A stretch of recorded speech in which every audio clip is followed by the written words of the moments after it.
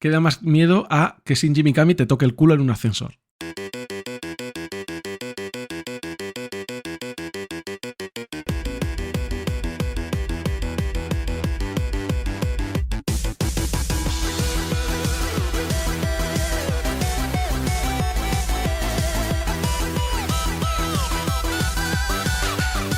Estás escuchando el checkpoint de actualidad de la regla del 3, con Pablo Sánchez de Rojas, Abel Morán y Gonzalo Díaz.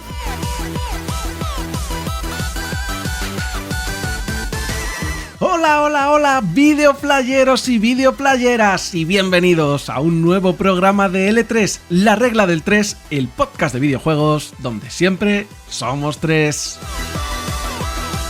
Y bienvenidos a un nuevo checkpoint de actualidad, un nuevo L3 Rosita, donde os vamos a contar las últimas noticias de la industria del videojuego y también vamos a hablar de los últimos lanzamientos. Y es que, ¿qué lanzamientos? Porque en este programa vamos a repasar juegazos, como parece que es el que ha salido Resident Evil 4, nos lo va a contar Gonzalo. Pero no solo de Resident Evil vive el hombre, vamos a hablar también de otros títulos como Beholgar de la mano de Abel o yo mismo, que me he sumergido en el mundo de Diablo 4 para contaros hasta el último detalle de esa beta abierta que pudimos disfrutar. Y aparte de esto, tendremos nuestra ronda rápida, comentaremos algunas noticias destacadas de la semana como ese gameplay de Zelda. Y chicos, no me quiero entretener mucho más porque aquí hay mucha tela que cortar, así que sin más dilación, vamos a pasar a saludar a nuestro amigo Abel Morán. Abel, el incombustible, ¿cómo estás, tío? ¿Qué pasa, Pablo? Pues muy bien, con ganitas de charlar un poquito con vosotros. ¿Estás emocionado por todos estos titulazos que se nos están empezando a venir ya en estas alturas del año? Teníamos un marzo potente, ¿eh? Me da miedo porque hay más títulos que tiempo. Y no puede ser eso. Eso es, y para hablar de tiempo, nada mejor que nuestro hombre del tiempo, o más bien hombre sin tiempo, Gonzalo Díaz. Gonzalo, tío, para tener esa agenda tan apretada, te agradezco un montón que hayas sacado un huequecillo para pasarte por aquí a grabar. Pues nada, chicos, estoy encantado de estar aquí otra noche más en nuestro rinconcito para hablar de las cosas a las que tenemos miedo. ¿Qué da más miedo que una región de España sin tren? Y nada, yo también estoy por aquí, Pablo Sánchez de Rojas, encantado de conducir, de locutar un programa más de la regla del 3 en el que damos paso a esa ronda rápida habitual, ya sabéis, en la que los que seáis hombres sin tiempo como Gonzalo podéis escuchar para enteraros de todas las novedades de la semana y después, bueno, pues ya cada uno verá si quiere seguir escuchando o no el programa. Nosotros esperamos que sí, pero si realmente sois hombres sin tiempo y no os podéis poner un podcast de fondo, pues esto os va a venir de perlas. Así que directamente, Abel, vamos a pasar a escuchar esa ronda rápida de titulares para gente muy ocupada.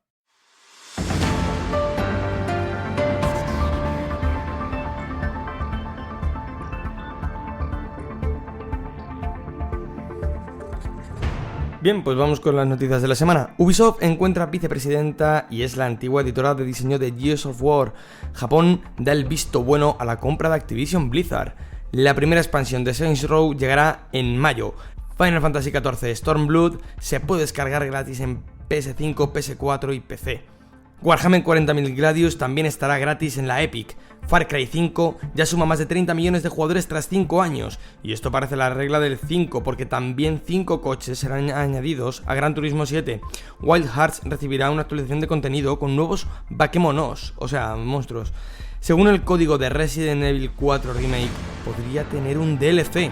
10 mins de gameplay dan para mucho, sobre todo si es de Zelda Tears of the Kingdom.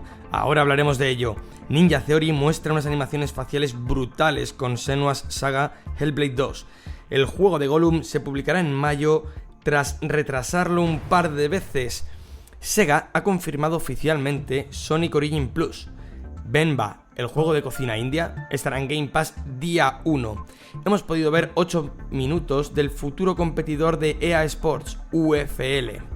Esta semana ha terminado la promoción de Game Pass a €1. Respawn Entertainment abre su tercer estudio de desarrollo. Filtrados nuevos detalles de un nuevo juego de carreras de Lego. Qué guapo estaba el de 64.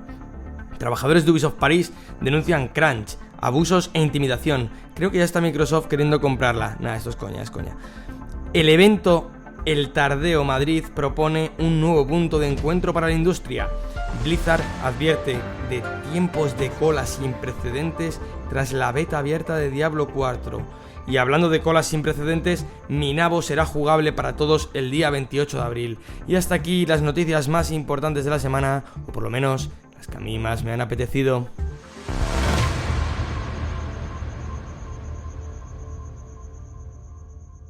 Bueno, Abel, pues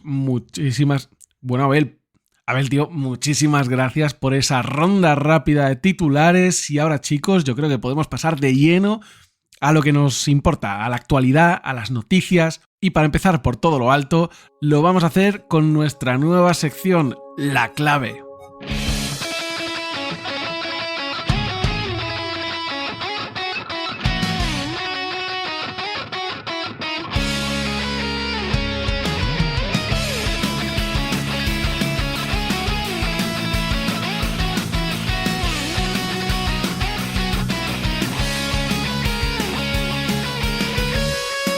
Y bueno, chicos, yo directamente quiero empezar lo que hablábamos antes, quiero empezar a pasar un poquito de miedo, y es que el bueno de Gonzalo ha estado los últimos días, dale que te pego, a ese remake de Resident Evil 4, y no sé si te lo habrás pasado ya, no creo, porque es larguito, pero unas cuantas horas sí que le has dado como para poder traernos aquí tu análisis particular.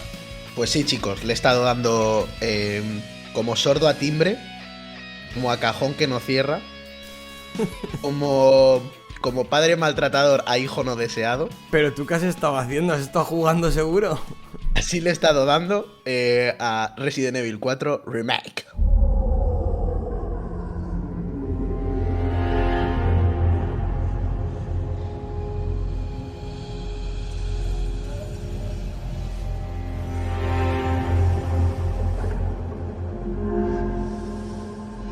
Pues estoy muy contento de este remake. Yo, al contrario que vosotros, me mantuve en total oscuridad, no jugué a la demo ni quería tener mucho contenido por adelantado.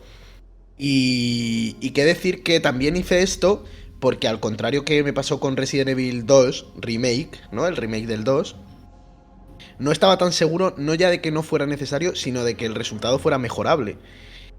Y he de decir que con alrededor de unas 9 horas jugadas, pero que bueno, 9 horas es la mitad del juego. Realmente el juego, como bien sabe Abel, uno de sus retos y con los que también te premiaba en GameCube era con pasártelo por debajo de 8 horas. Y ahora básicamente es un trofeo el que vayas a piñón libre. El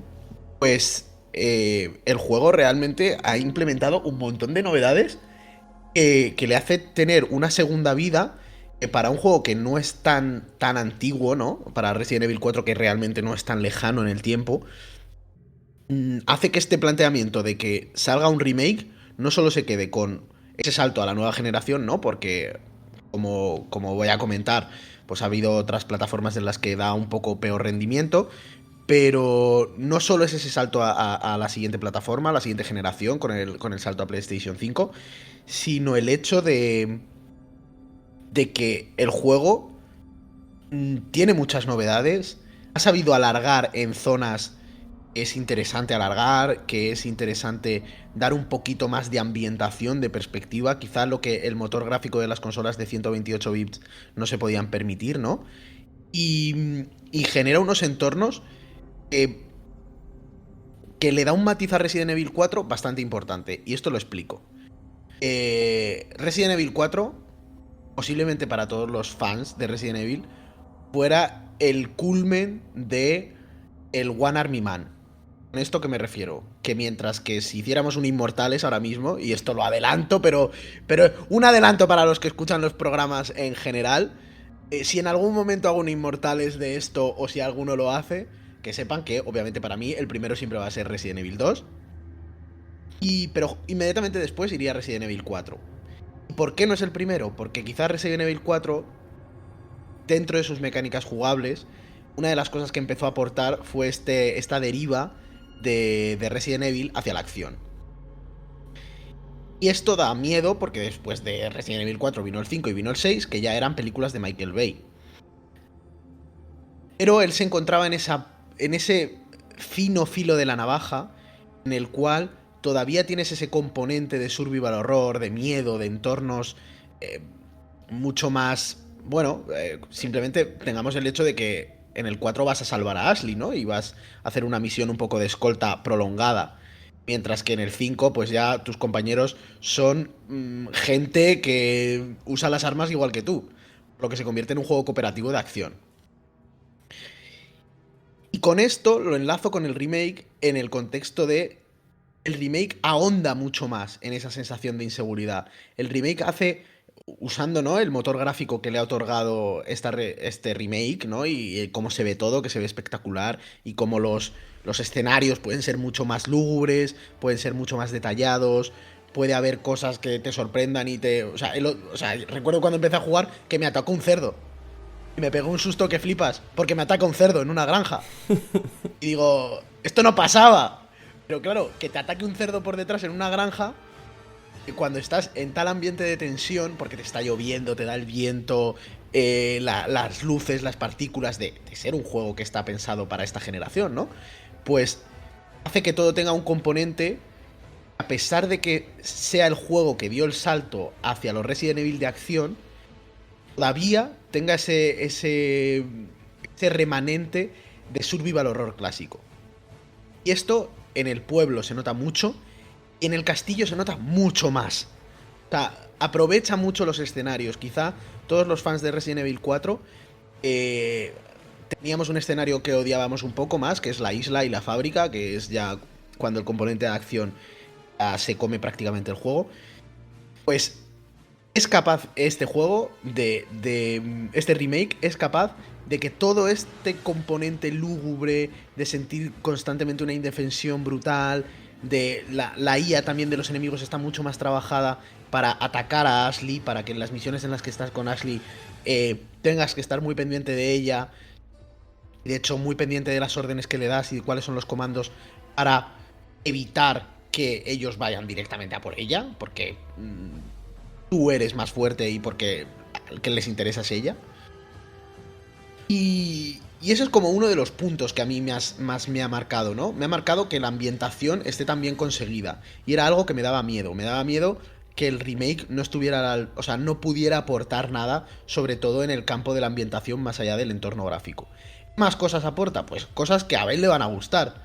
Y es que aporta no solo los remates, sino una nueva mecánica de durabilidad del cuchillo, que lo hace muy parecido a The Last of Us, que esto también lo sabréis los dos, ¿no? Ahora cuando te enfrentas a los bichos, pues puedes ir, hay objetos, ¿no? Consumibles, que son cuchillos de cocina de las casas, y que estos cuchillos tienen muy poco uso, más que nada para rematar a algún zombie, a algún infectado de las plagas. Tienen dos usos. Tienen dos usos, pero para hacer parries solo tienen un uso. Y es que de esto quería hablar, de la nueva mecánica, el parry. Ahora puedes hacer parry con el cuchillo. Porque si algo fue también súper novedoso de Resident Evil 4, era estos mini quick time events que estaban relacionados con el super mega entrenamiento que había recibido Leon en esos 6 años de diferencia que hay entre Resident Evil 2, ¿no? Y la misión que hace de rescate de Ashley en Resident Evil 4, y es pues que el pavo está metido en la CIA, es un agente secreto del copón y está súper mega entrenado, ¿no? Y estábamos acostumbrados pues a esos mini quick time events en los cuales él evadía de manera espectacular. Pues dentro de este espectáculo que él es capaz de hacer, ahora puedes parrear a los enemigos cuando están a punto de darte con el botón L1 en el caso de PlayStation, y como si fuera el parry también el uso del escudo, ¿no? En God of War. Y entonces con esto lo que logras es, en el caso de enemigos de one kill, como por ejemplo el señor motosierro, pues que no te mate de una, pero vas a perder el cuchillo. Y en el caso de un enemigo normal, pues los deja mínimamente aturdidos para darles un remate y ganar algo de tiempo. Este Esta es una de las mecánicas que me parece mucho más interesante, aparte de otros cambios en el diseño del juego, como por ejemplo la propia zona del lago. La han hecho una zona como de medio mundo abierto en el cual puedes explorar con la lancha y puedes ir a distintos puntos. Y de hecho, otra de las cosas que me ha gustado es que, teniendo en cuenta, ¿no?, lo que comentaba de Resident Evil 4 y de lo que supuso como ese cambio hacia los Resident Evil de acción, para evitar no solo que sea este improvement gráfico y ese punto que le han dado a la ambientación, otra de las cosas que han añadido un montón al juego es un montón más de puzzles. Hay muchos más puzzles que en el juego original. ¿Y con esto qué quieren hacer? Pues que des más vueltas por los escenarios, notes mucho más que, a pesar de que estás más preparado para el combate, el hecho de dar muchas más vueltas y en tener que enfrentarte a más enemigos que en la versión antigua conlleva que tienes menos recursos o que tienes que aprender a gestionar mejor tus recursos. Entonces, eso está muy, muy, muy guay. Y luego, por supuesto, nos han metido al señor Méndez. ¿Te acuerdas quién era Veritos Méndez, Abel? No me acuerdo. Pues Veritos Méndez es el primero del pueblo. El cura. El señor grande con el ojo pipa, el ojo de cristal. Ah, sí. ¿Y te persigue como un némesis o qué? Eso es. Te han metido una parte en la que te persigue como un némesis. Le pega. Aparte, bueno, luego su enfrentamiento contra el jefe es un enfrentamiento bastante clásico. Es el mismo enfrentamiento prácticamente que en el Resident Evil original. No así el de Salazar. El de Salazar sí que ha cambiado. Igual que ha cambiado el diseño de Salazar. ¿Ha cambiado el diseño de Salazar? Uy, pues Salazar tenía un diseño muy chulo, ¿eh? Sí, Salazar tenía un diseño muy chulo, pero ahora sí que da más sensación de viejoven, ¿sabes? Vale. Porque una de las cosas que te quieren también transmitir es cómo las plagas prolongan la vida de la gente y cómo, bueno, pues toda esa sociedad... O sea, hace un poquito más de hincapié en el lore. Quizá el lore del Resident Evil 4 original estaba un poquito, no descuidado, pero sí que no estaba tan trabajado como en este. En este dan un poco más de importancia a cómo toda esa gente se ha infectado, porque forman parte prácticamente como de un culto, ¿no? Entonces creo que eso es interesante. Obviamente, de lo otro que voy a hablar es del apartado gráfico, ¿no? El apartado gráfico, el rediseño de personajes. Obviamente Ada Wong ha dejado de ir desnuda, que eso es interesante también, de cara a lo que... a los criterios de normalidad que pedimos también en los personajes femeninos en los videojuegos. También la inteligencia de Ashley ha sido bastante mejorada. Menos mal. Lo que pasa que Ashley sí que tiene un poco ese concepto de ser un poco a lo que van a ir todos los enemigos, ¿no? Por lo que necesitas tener muy controladas las órdenes que les da, pero bueno, ha mejorado bastante y ya no te da esa sensación de estar cargando tanto con ella. Diseño de Leon, pues ya lo hemos visto todos, está bastante guapardo. El diseño de Luis también ha cambiado bastante, también me gusta. ¿Has llegado ya en alguna parte, no vamos a hacer spoiler por si alguien no lo haya jugado, pero has llegado a alguna parte en la que, por lo que sea, Leon tenga que gritar Lewis? ¿Grita Lewis o grita Luis? No, grita Luis. ¿Grita Luis? Sí. En el antiguo gritaba Lewis. Lewis. Ah, pues grita Luis. Y de hecho, esto también me gusta mucho porque la historia también se ha ampliado y hay escenas entre Luis, Ada y demás que amplían bastante la historia y que reconectan a este Resident Evil 4 con los Resident Evil anteriores. Y de hecho con Resident Evil 3. Entonces, joder, creo que hay un trabajo profundo que a mí me ha sorprendido porque pensaba que el juego no iba a ser tan redondo, que iba a ser ese improvement gráfico como el que nos habían dado con Resident Evil 3 Remake, que quizá no salió tan bien como el 2, y que además gozaba de la misma duración, y era un poquito, pues eso, mejora gráfica y poco más. Resident Evil 4 es bastante distinto. ¿Qué problemas tenemos? Pues como ya comentaba, ¿no? Yo creo que el rendimiento en las consolas de nueva generación, como es el caso de PlayStation 5, pues va como un puto tiro, y se ve espectacular. Sí que también comentaba Capcom que estaba intentando investigar un caso de unas malas visualizaciones también de PlayStation 5, de que había algún problema gráfico y demás, pero yo la verdad es que he jugado y va genial. Pero sin embargo, por ejemplo, sí que una de las las noticias también asociadas a este Resident Evil 4 es que en las consolas, ¿no? Al ser intergeneracional, pues por ejemplo en PlayStation 4 sí que ha tenido problemas de frame rate y de caídas de fotograma de 50 a 20 FPS, incluso en PlayStation 4 Pro, ¿eh? Pero Entonces, es que es normal. yo creo que también es un juego como le podría pasar a God of War Ragnarok, que se ha sacado de manera intergeneracional, pero que ya realmente le ha pillado prácticamente fuera. Sí, es que incluso a este está más forzada esa inclusión en la antigua generación. Sí, porque de hecho, si lo recordáis, cuando comentamos a principio de temporada los lanzamientos para este año, el primer anuncio del remake era solo para PlayStation 5, me refiero, era solo para la nueva generación. O luego más tarde, ¿no? En un Capcom de estos review y tal, que dijeron, bueno, cuando se anunció, ¿no? Que el Resident Evil Village iba a tener el modo en tercera persona y tal Pascual, que también dijeron, oye, y que el 4 va a salir en PlayStation 4 también. Y fue en plan de, bueno, pues ya nos habíamos hecho, porque además yo recuerdo eso perfectamente, porque además comenté, este es el motivo, uno de los motivos para comprarme la Play 5. Y de hecho, joder, tal motivo es que lo tengo de salida y estoy ya, que me quedan a lo mejor 2 o 3 capítulos del juego, no me queda nada más. Los bichos dan muchísimo más miedo, Abel. Los bichos estos que se regeneran dan mucho miedo. Y los de la cabecita que le salía Sí. tentaculillos, eso tiene que ser Sí. asqueroso ahora mismo. Y también me gusta mucho otra implementación jugable, que es, bueno, aparte de que están las galerías de tiro, que es espectacular, hay por supuesto una mecánica de crafteo que está relacionada con los remakes, ¿no? Que se ha hecho mucho con los remakes, con coger pólvora y partes y tal y poder hacer balas. Y esta mecánica ahora es más interesante porque en la galería de tiro, las galerías de tiro, lo que vamos a obtener son unas fichas que se van a meter en unas máquinas, en una especie de máquinas de pachinko, y de esas máquinas nos van a salir unos amuletos. Esos amuletos los colgamos de nuestro maletín y nos dan ciertas habilidades especiales que Qué están, guapo. que están relacionadas con el crafteo. Entonces, te toca el Don Tomás. Pues Don Tomás te hace que te aumente un 16% los cartuchos de escopeta que eres capaz de craftear. Entonces puedes tener hasta 3 colgantes y todo eso pues te puede mejorar, pues eso, la potencia que te dan las hierbas, la cantidad de balas de subfusil que haces cuando creas balas de subfusil, las granadas que haces cuando creas granadas.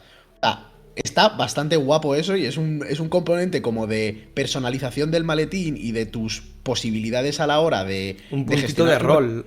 Sí, de gestionar tus recursos, que está bastante chulo. Y Oye, añadiendo a Gorko, y esto... sigue, Sí. perdona que te corte. ¿Sigue Sí. habiendo los medallones morados que tenías que disparar, que conseguirlos todos que estaban en distintas zonas y tal? A eso ¿Te voy, acuerdas de eso? porque eso sigue estando, pero ahora lo han implementado como misiones secundarias. Pues ahora cuando llegas a los buhoneros tienen unas misiones secundarias. Y esas misiones secundarias van desde, obviamente, el tema de los medallones, hasta, por ejemplo, cazar una perca en un lago, o tener que matar a un tipo de enemigo específico que está en un escenario que tú puedes rejugar y que habitualmente es un poco más fuerte que los enemigos medios de esas características, pues en plan de la caza del perro. Parece el típico perro al que ya le empiezan a salir los tentáculos de las plagas y tal, pero es bastante más duro que los otros perros. Y eso lo ganas y te dan unas recompensas.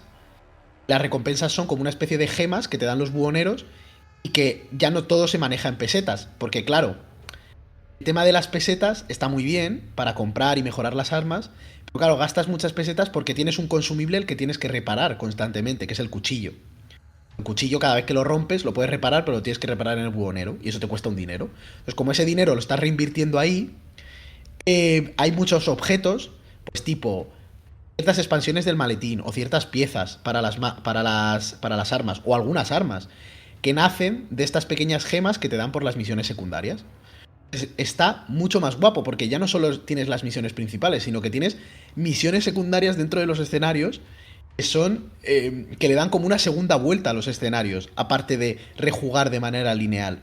Por lo que un juego que obviamente era bastante lineal, pues tiene ahora como segundas vueltas o objetivos que tienes que ir haciendo y darte cuenta de estos objetivos mientras haces parte de la misión. Están guapísimos. Entonces, joder, y de hecho hay enemigos nuevos, porque hay enemigos directamente ya hay una cosa que se llama los desnucados. Es que desde el principio Qué nombre más guapo. los desnucados, desde el principio del juego, tú te acordarás, Abel, que hay un punto del juego en el cual le revientas a alguien ya la cabeza y a partir de ahí le salen las plagas. Sí. Pues ahora, hasta ese punto, o sea, ahora te pueden pasar dos cosas. Es que llega un momento en el que los aldeanos dan como un salto de durabilidad. Ya no son tan sencillos. Entonces puede ser o que les salgan las plagas o están los desnucados, que es que a lo mejor tú les has hecho un remate y son como aldeanos que se han quedado con el cuello roto. Pero son súper duros y súper agresivos. Qué guapo. Y se les ve con el cuello como descolgado, ¿sabes? Aparte hay otro tipo de bicho, como el de la motosierra, pero que es un señor con cabeza de toro y que lleva un martillo gigante. Y hay otro tipo de sacerdotes también que invocan a otros sacerdotes y que lanzan como llamas, que son como jefes sacerdotes que también son nuevos. Pues hay ¿Son nuevos magos? ¿O qué? Son de repente... No sé, son como otros tíos. Entonces, hay nuevos enemigos y nuevas partes de los escenarios. O sea, está todo... Yo creo que lo han elongado, no de manera larguísima, pero sí que han dado nuevo contenido. Y creo que todo esto son los motivos, aparte de porque es un juego muy deseado y es de los más queridos de la saga, por lo que, siguiendo un poco con las noticias, para que esto no solo sea el análisis de mi experiencia, ¿no? Pues, de hecho, Reino Unido, desde esta salida, es el que ha dado los datos de ventas y ha dicho que, bueno, ya de por sí en Steam se vendieron 130.000 unidades el primer día que salió. Y es el único remake de toda la saga Resident Evil que ha superado en su lanzamiento en ventas al original. Es decir, Resident Evil Remake 4 ha superado en ventas a las ventas que tuvo Resident Evil 4 original en 2005. Y es el Resident Evil Remake que más ha vendido de todos los Resident Evil, por encima de Resident Evil 2 y de Resident Evil 3 Remake. O sea que es... ¿Ha superado ya Resident Evil 2 en tan poquito tiempo o comparando las mismas semanas? Claro, es eso, ¿no? De momento está por debajo de Resident Evil 2 Remake y de Resident Evil 8 Village. Pero, vamos, ha superado con un 38% al 3 Remake. Y ha superado con un 29% de las ventas a lo que en su momento fue Resident Evil 4. ¿Sabes? Flipa. Claro, o sea, todo el mundo está... Pero de momento en esta semana, ¿eh? O sea, solo ha vendido un 20% menos en su primera semana, o sea, que Resident Evil 8. Sí, de lanzamiento. Aún así son muchos números, ¿eh? Y un 30% menos, es verdad, que Resident Evil 2 Remake. Resident Evil 2 Remake posiblemente haya sido el mejor lanzamiento de todos los que han salido. Pero, joder, se comió lo que hizo el 4 y está muy por debajo, o sea, muy poquito por detrás del 8, siendo el 8 un juego nuevo. Y ha superado al 3, y ha superado al resto. El único que le quedaría, sobre todo, así un poquito más lejos por superar, es el remake del 2. Pero es que yo sigo pensando que el 2 sigue siendo el mejor juego de la saga. Ya no es solo que sea el mejor o no lo sea, porque a mí el 1 me enamoró, pero, por ponerte un ejemplo, y el 4 también, pero también es que, lo comentaste tú hace unos cuantos programas, que el 2 suponía un cambio real de una vista de cámara fija a de repente ese salto evolutivo de cámara semi al hombro y tal. Y además con o sea, fue el remake del primero está muy bien, está espectacular, pero el remake del 2 se ve increíble. Sí. Es un salto súper cuantitativo con respecto unos a los otros. Entonces es normal también que siendo el primer remake gordo, pues venda tanto el 2. O sea, y aparte que es grandísimo juego también, pero que se suman varias cosas, yo creo, aquí. Sí, yo creo que se sumaron varias cosas, pero es curioso porque yo creo que al final, cuando hablemos de este lanzamiento, teniendo en cuenta que ha salido a día de hoy que estamos grabando hace 4 días, literalmente, yo creo que para de aquí al viernes es que estará prácticamente junto con el 2. Que es lo mismo, porque igual que el 2 representa el mejor Resident para mí, y además ese salto, lo que tú dices, ese salto gráfico, ¿no?, que se ha dado mucho más cercano, con esa mejora también del juego, como al final el remake del 1 era muy bueno, pero no dejaba de ser el 1, mientras que el 2 es el remake del 2, con el salto gráfico del copón, más las cosas añadidas al 2. Y el remake del 4 yo creo que le pasa un poco lo mismo. Es salto gráfico, porque se nota un montón. O sea, se nota muchísimo más que con la PlayStation 4. Y además, prolongación del juego, mejoras en el juego. O sea, no se han quedado atrás, que a mí era lo que me daba más miedo. Y creo que si no lo superará será por poco. Además, está claro que ha sido un título que prácticamente ha sido adquirido todo por plataformas de nueva generación. Porque de hecho salen sus datos que el 73% de las ventas son en PlayStation 5. O sea que se está comiendo, vamos, pero a pipas. Y me parece que es buenísimo. De hecho, además, otra de las noticias, ¿no? Es el posible lanzamiento del DLC de Ada Wong. Que en teoría será gratuito, ¿no? Y también el modo mercenarios. Bueno, que eso de gratuito, o sea, habrá Claro. que verlo, no se sabe, ¿no? No se sabe. El mercenario sí que parece que las noticias están yendo un poco más, Sí. porque sí será gratuito, ¿no?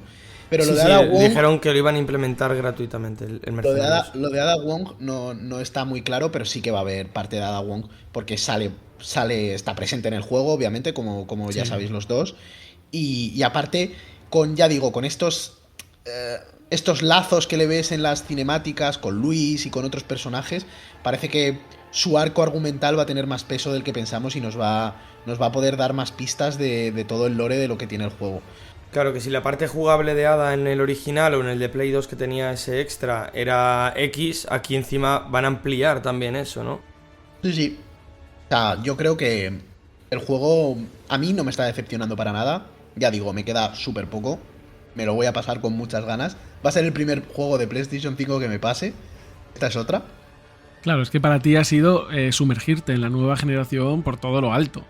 Sí, sí. O sea, bueno. Porque ya- además a mí, gráficamente, yo creo que cuando estuvo la demo hubo medio quejas y tal de que no se terminaba de... A mí me pareció impresionante, la verdad. No sé el juego final en otro tipo de escenarios más allá de lo rural que corresponde al principio de la aventura, pero a mí me parece que en cuanto a efectos de luz y tal, el Resident Engine o como se llame, funciona muy bien.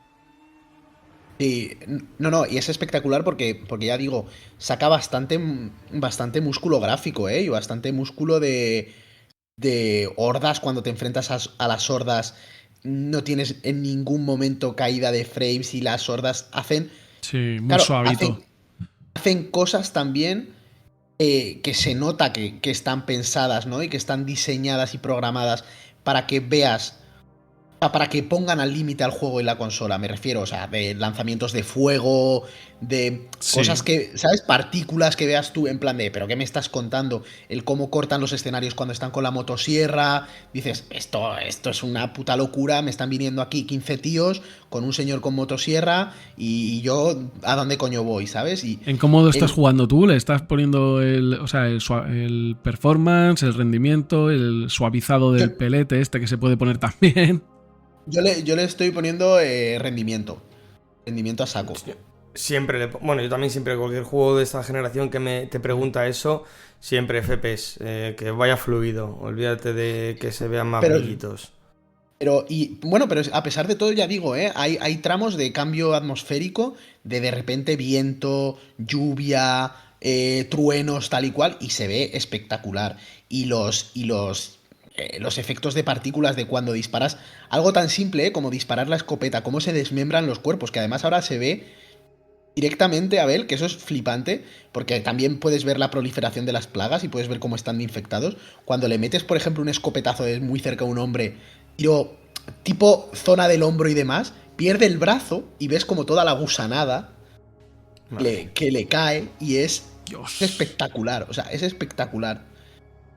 Hay un nivel de detalle gráfico bastante guay y yo tengo la ventaja, ¿no? De en su momento, pues no haber jugado a la demo, de haberme mantenido virgen, entonces quizá esas quejas no me llegaron y no me...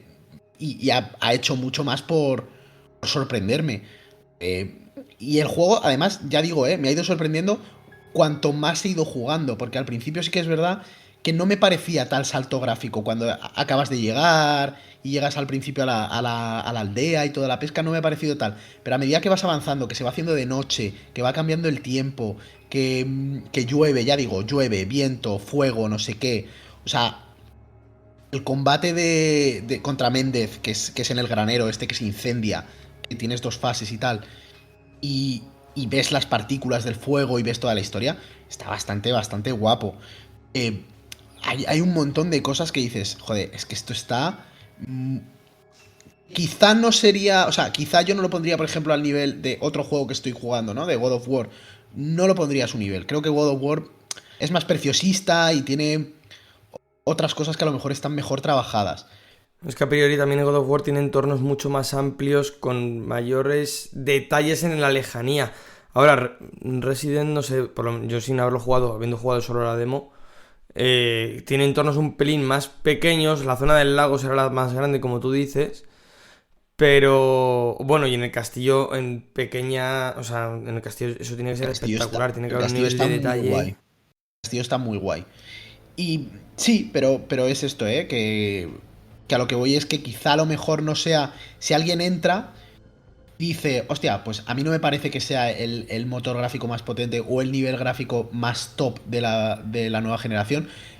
Yo, siendo Lego en esto, estaría de acuerdo, porque a mí hay ciertas cosas que, en comparación con algún otro juego, no me parece que esté tan al nivel. Pero sí que creo que en ciertas cosas específicas es espectacular. Y que también creo que eso, que cuando tienes que gestionar oleadas de enemigos y disparos y cócteles molotov, dinamitas por allá, este señor que viene con los ojos llenos de sangre rojos, 2 motosierras locas, pues está bastante guapo. Entonces, para mí, juega RAL, recomendadísimo. Por favor, jugar Resident Evil 4 Remake, que se merece lo más grande, sobre todo porque hay un señor que se llama Krauser y hay otro señor que se llama Leon S. Kennedy.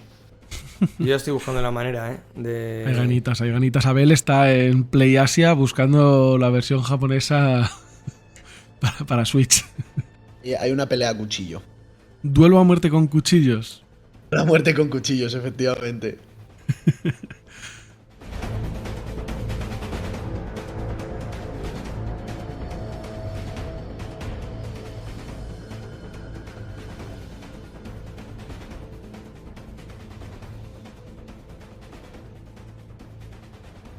Oye, Gonzalo, tío, pues muchas gracias por estas impresiones. Oye, podríamos haber hecho, la verdad, un especial sobre Resident Evil 4, pero bueno, le llegará, yo creo, su momento a hacer un monográfico de la saga. Hoy por hoy, te agradecemos que hayas compartido tus extensas impresiones, que lo sigas disfrutando. Por supuesto, este juego le seguirá dando a mucha gente un montón de alegrías. Pero en lo que respecta al programa, vamos a pasar al siguiente tercio y cambiando de tercio, nada mejor que pasar a hablar de más jueguitos, porque Abel ha estado también dándole caña a un título para Switch, si no me equivoco. Eso es. Que yo creo que si hay nostálgico de Resident Evil que lo han estado flipando con el remake, pues probablemente también sea un público nostálgico del retro el que más puede disfrutar del juego al que le has estado dando. Pues sí, justo. Y es que he estado jugando a Bjolhar.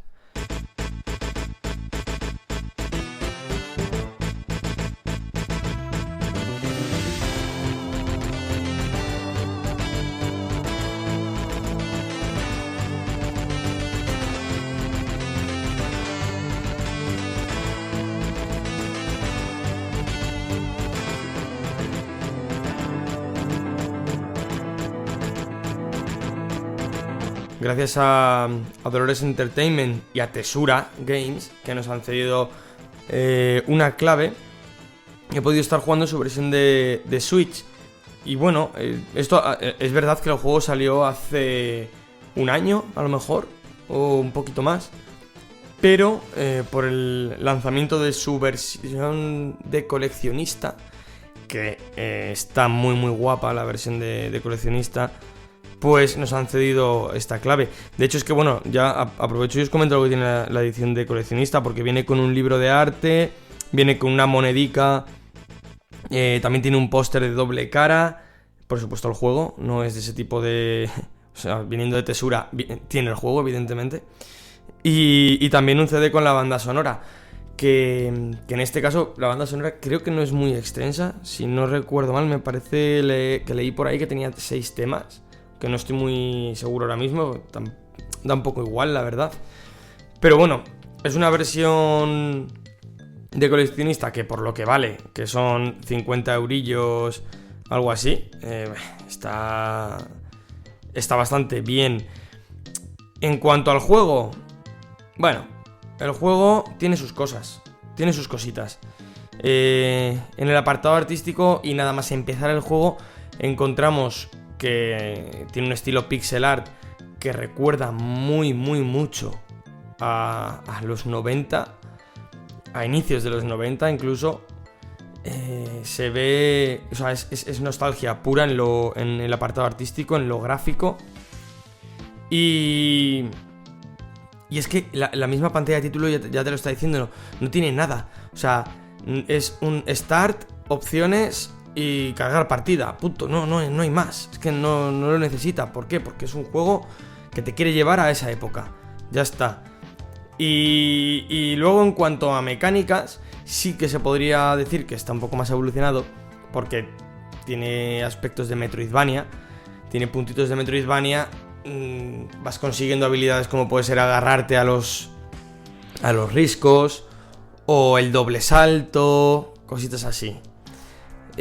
Incluso mejoras de armas, que aquí ya encontramos uno de los primeros fallos. Yo he encontrado un bug que si machacas el botón de atacar y te cambias de arma, tu muñeco, el sprite de Bjolhar, de este bárbaro tremendo, deja de andar, se empieza a deslizar por la pantalla según tú lo vayas controlando, y cada vez que pegas con las dos armas a la vez. Eso, claro, hace que des el doble de golpes, que viene bien para otro aspecto, que podría ser la dificultad, como que es la dificultad, porque realmente es un juego complicado, es un juego bastante duro.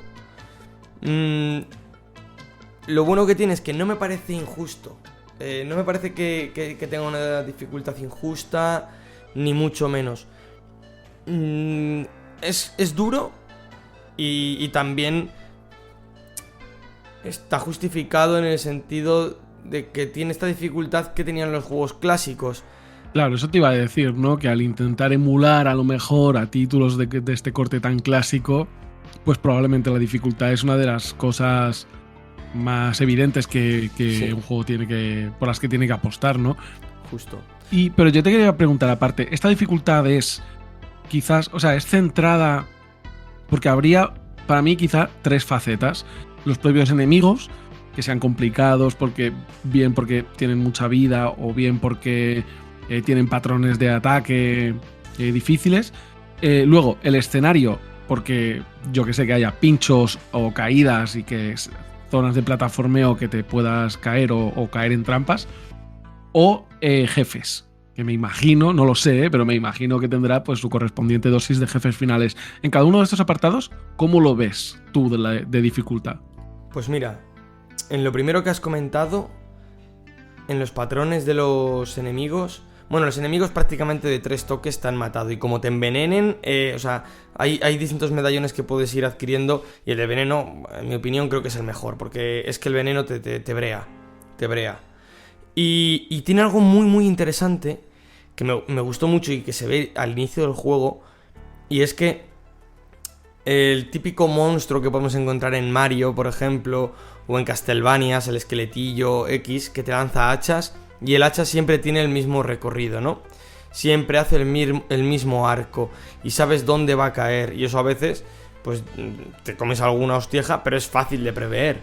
En Bjolhar no es así. En Bjolhar te comes las hostias porque modifican la trayectoria de esas hachas, y me parece muy interesante, y creo que es de los pocos juegos en 2 dimensiones que he visto algo así.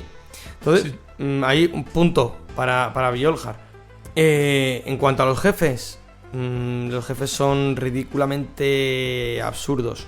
Creo que incluso, o sea, cuando luché contra son muy fáciles. O sea, te matan a base de golpetazos, pero no tienen nada. O sea, no, sus mecánicas son muy simples. Es como, vale, sí, ahora sé que vas a hacer esto y me voy y te esquivo y ruedo y ya está. No tienen realmente nada de los... No, es decir, que no me he pasado el juego entero, que llevaré jugadas unas 3 horas, pero los 3 jefes que me he pasado Sí, te debe quedar poco, ¿no? Porque no es muy largo tampoco. Sí, creo que dura unas 5. Bueno, dura unas 5, supongo que si lo juegas del tirón. A mí me han matado 1000 veces. O sea, que a lo mejor iré por la mitad. Pero sí, yo los jefes que me he pasado han sido más preocupante el tema de la repetición. Va, por repetición sé que te voy a matar. Y en el momento en que encontré el bug de poder pegar con las 2 espadas, ya ni te cuento. Pero siempre, como he estado jugando para analizarlo, siempre lo he estado probando normal primero, para enfrentarme a ello de la manera natural, ¿no? Pero son muy muy sencillos. De hecho, el primer jefe nada más jugarlo me llevó a recordar Zelda 2, que los jefes tenías que saltar y darles en la cabeza. Esa era la mecánica de los jefes, saltar y darle en la cabeza, evitar sus golpes y pegarle. Y como en un Mario casi, ¿no? Sí, en este caso en vez de saltando en la cabeza, con la espada de Link, ¿no? Y aquí no, aquí le das en cualquier lado. Pero ya está, o sea, son ridículamente sencillos para lo complicado que es el resto del juego. Es curioso eso. Y el plataformeo puede ser un poco más ajustado en algunos puntos, pero tampoco es nada del otro mundo. O sea, sí que tiene determinados momentos de puzzle en los cuales dices, uy, aquí no puedo seguir accediendo. Y luego te das cuenta que dices, un momento, espera, voy a pensar un poquito. Y dices, pues mira, sí, agarrándome a este risco y a este otro, y aquí ya no sé qué, pero cuidado porque esta plataforma desaparece cuando la piso, aunque luego vuelve a aparecer eventualmente. Pero hay mimo en el apartado. Sí, digamos que hay mimo en el apartado más plataformero, o a mí me lo ha parecido al menos. Y aunque se ve mucho mimo en muchas ocasiones, en sus primeras horas del juego, por lo menos en las primeras fases, se nota mucho mimo. También se ve como si hubiera sido precipitado un poco el desarrollo de este videojuego. También es verdad que Serkan Bakar, no sé si se pronuncia así, ¿vale? Pero bueno, Senran Bakar es el creador de este videojuego y lo ha hecho él solo. Entonces, bueno, tiene cierto sentido que en un momento dado, pues por agotamiento, por presión o por querer sacarlo ya y terminarlo, pues haya flaqueado en algunas cosas. Una cosa buena también que tiene este juego es que la versión coleccionista está traducida al castellano, que la anterior, si recuerdo mal, creo que no lo estaba, no estoy seguro. Pero no sé, la tipografía falla en cuanto encontramos una vocal con acento, que eso es muy curioso porque tiene una tipografía muy chula, pero en cuanto hay una O con un acento, de repente la O casi se vuelve mayúscula, ya pierde la negrita, digamos, pierde grosor la letra. Bueno, pues es un pequeño fallito que lo ves y dices, ahí va. Y bueno, comentaba antes que las mecánicas principales son como las de un Metroidvania y tal, pero tiene también una mecánica un poco Dark Soulera, como es la muerte. La muerte, en este caso, cada vez que mueres pierdes dinero. Y ese dinero te sirve para comprar X cosas en varios sitios. Hay como un poblado, ¿no? Donde hay como unas tiendas y unas historias. Sí, y también puedes encontrarte con una bruja a la cual le puedes comprar también cositas. Pero al final esta mecánica pierde bastante sentido en el momento en que has comprado un montón de cosas. Porque ya cuando has comprado muchas cosas, tampoco necesitas el dinero para nada. Por lo tanto, la penalización de la muerte es simplemente volver a la hoguera en la que has grabado la partida. Pero te quitan dinero, pero no es como el Dark Souls, que luego lo puedas recuperar volviendo al lugar de la muerte, ¿o sí? No lo puedes recuperar. Y igual que en Hollow Knight también recuperabas tus almas y demás. Sí. No, aquí no recuperas. Aquí es más duro en ese sentido. Al inicio de la partida, ya digo, en el momento en que estás más avanzado, que es cuando el juego debería volverse más complicado, de repente ves que esta mecánica pierde toda la función. Es curioso. Su banda sonora, he de decir que es efectiva, sin más. No es reseñable nada en ella, por lo menos para mí no me lo ha parecido, pero sí que está ahí. Acompaña, ¿no? Claro, te acompaña muy bien, de hecho, te acompaña muy bien. Porque muchas veces el que haya una banda sonora y no te des cuenta de que estás escuchando una banda sonora, es algo positivo, ¿eh? Sí. Y bueno, y en cuanto a historia, por ejemplo, me encanta porque podrían haberle dado muchas vueltas, pero no se las han dado, porque es un juego retro de hoy en día, pero es un juego retro y la historia es una cinemática prácticamente estática al inicio de la partida que te dice que Bjolgar ha vuelto a su tierra y se encuentra una torre gigantesca y dice, ¿qué cojones? ¿Cómo les ha dado tiempo en 20 años que yo me he ido y he vuelto a crear esa torre? ¿Qué está pasando? Y ya está, simplemente te genera te siembra esa semilla de misterio y da igual, no hay ningún otro pretexto, es venga, pues vamos a jugar, punto pelota, como los juegos retros antiguos. Tiene un poco tono de Bjolgar 2, ¿no? Por lo que cuentas. Como si quisiera imitar, esto me lo estoy sacando completamente de la manga, pero como si quisiera imitar pues aquellos momentos en los que tú eres un chaval, entras en un salón recreativo y te pones a jugar a un juego sin saber si era continuación de otro o qué, sin conocer al personaje, y de repente te empiezan a contar, ¿no? Pues aquí fulanito fue el héroe de no sé qué y ahora está en una nueva aventura, ¿no? Y Bjolgar parece un poco eso. A mí me ha hecho gracia por cómo lo has contado, en plan de, no, pues era un héroe que ha vuelto a su tierra y no sé qué. Pero en realidad, bueno, pues claro, se llama Bjolgar 1, que es lo que me da pena. Tenía que haber sido, le tenían que haber puesto el 2.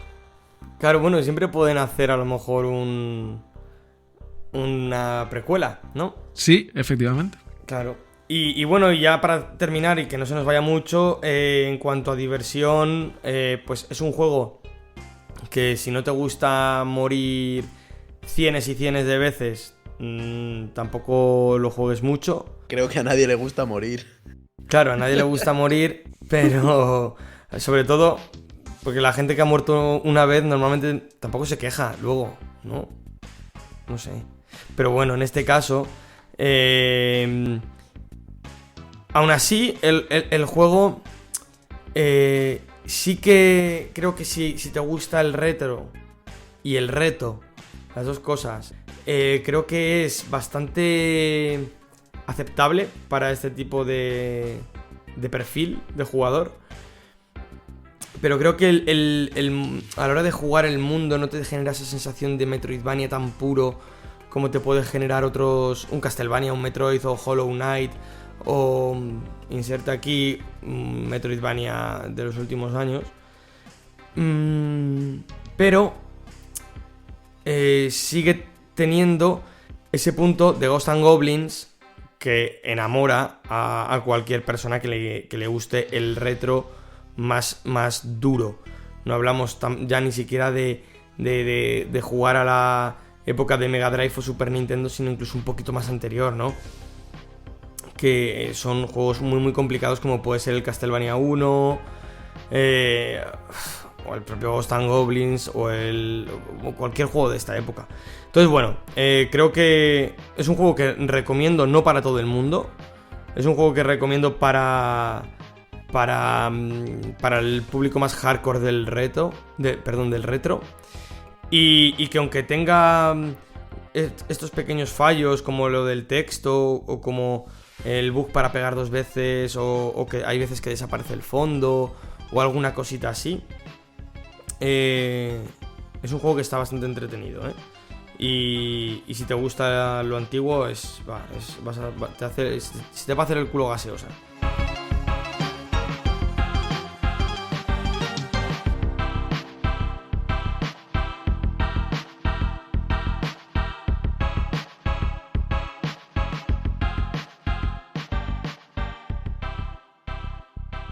Pues nada, Abel, muchas gracias por haber comentado esta experiencia que es Bjolgar. Solo apuntillar que también lo tenéis en formato físico, edición normal. Es decir, aparte de la coleccionista, tenéis una edición normal.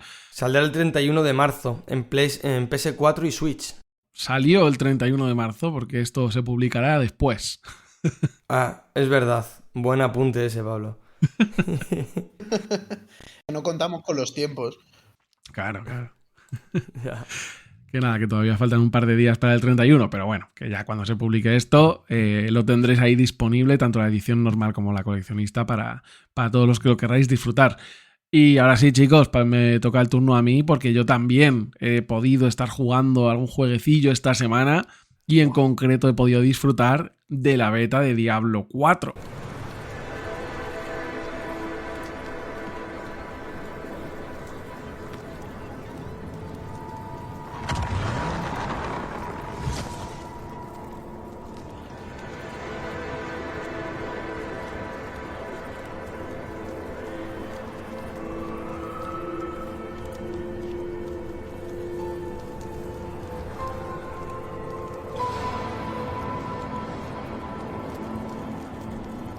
Y bueno, antes de empezar, quiero aclarar que es posible que se me meta algún gazapo o alguna historia, porque yo no soy súper fan de la saga. Yo he jugado un poquito al 2 y ya está. Y luego sí que he podido jugar a otros dungeon crawlers así parecidos en isométrica, tipo Torchlight y demás. Path of Exile también juego un poquito. Pero vamos, que no soy ni una eminencia, entonces si me equivoco, pues ya me perdonan. Como digo, hubo esta semana una pequeña beta abierta que pudo disfrutar todo el mundo. En mi caso en Play 5, ahora comentaré por qué. Y fue después de una beta privada en la que creo que había menos opciones, porque he leído por ahí que en la beta privada solo había 3 personajes, en la beta abierta había 5 personajes. Pero bueno, eso, que todos los que hemos podido, pues la hemos disfrutado. Y en mi caso, además, yo no he tenido ningún tipo de problema a la hora de las colas, que creo que sí que ha habido quizá en otros momentos, de oye, pues hay 25 minutos de cola para poder entrar. Bueno, yo siempre en menos de 30 segundos he podido entrar, porque esto es también, empiezo diciéndolo y también es con lo que voy a terminar después, dentro de unos minutos, hablando del juego, y es que Diablo 4 exige conexión permanente a los servidores de Blizzard. Esta es la gran pega, la comentamos después con un poquito más de profundidad, pero en el momento que uno quería jugar a la beta, pues tenía que crearse, que si vincular las cuentas de Activision con el ID de PlayStation, bueno, todas estas movidas que, si bien no fue excesivamente farragoso, no fue demasiado rollo, pero bueno, ya te está dando la idea de que no es un juego al uso, sino que es un juego pues con conexión permanente. Dicho esto, ¿por qué he jugado en PlayStation 5 y no he jugado en PC? Yo hubiera pensado que este género, de hecho los que comentaba antes, los Torchlight y demás, siempre los he jugado en PC, y yo este género siempre lo he asociado al PC, al teclado y ratón, a tirar mis habilidades con el teclado y todo eso. ¿Por qué lo he jugado en Play 5? Bueno, pues porque estaba escuchando la semana pasada el episodio de Reconectados. Desde aquí un saludo a Jabote y además miembros del equipo, y precisamente comentaban que era un juego que se jugaba muy bien con mando, que si había alguien que se pensaba que era un juego de teclado y ratón, que se olvidara. Y entonces he dicho, coño, voy a probarlo con el mando, y efectivamente, y he estado muy contento. Y no solo eso, sino que creo que se controla muy bien. O sea, no es que simplemente que se haya adaptado el control y que más o menos pues te sirva para salir del paso si no tienes ordenador o si prefieres jugar con mando y tal. No, es que es total y absolutamente disfrutable con mando, lo cual para mí es una grandísima ventaja, y en ningún momento de verdad he echado de menos el teclado, pero para nada, y el ratón. Yo he de decirte que el 3, el Diablo 3, por lo menos en la Switch, también se juega bastante bien con el mando. Ahora, debe haber diferencia por lo que tú dices, porque yo el Diablo 2 sí que lo jugué en PC muchas horas, y aún así echaba de menos un ratón y clicar muy rápido y tener el F5, el meteorito, o sea, 100%. Pero bueno, se juega bastante guay. Ahora me han entrado muchas ganas de probarlo en Play 5. Yo esto lo he jugado muy bien con mando. Me ha dado rabia porque luego lo hemos estado comentando fuera de micro, y me ha dado rabia no habértelo comentado, porque podríamos haber entrado y podríamos haber jugado en multi, que yo al final he estado casi todo el tiempo jugando en solitario. Entonces haber jugado en multi habría estado muy bien. Es que como la semana pasada no hubo checkpoint de actualidad, no me enteré que en la ronda rápida había Diablo beta abierta para PlayStation. Pensaba que era solo para Xbox. Pues, ¿qué personajes nos dejaba elegir esta beta abierta? Creo que todos los que va a tener el juego, al menos de base, que son Bárbaro, Hechicero, Druida, Pícaro y Nigromante. me he elegido al pícaro.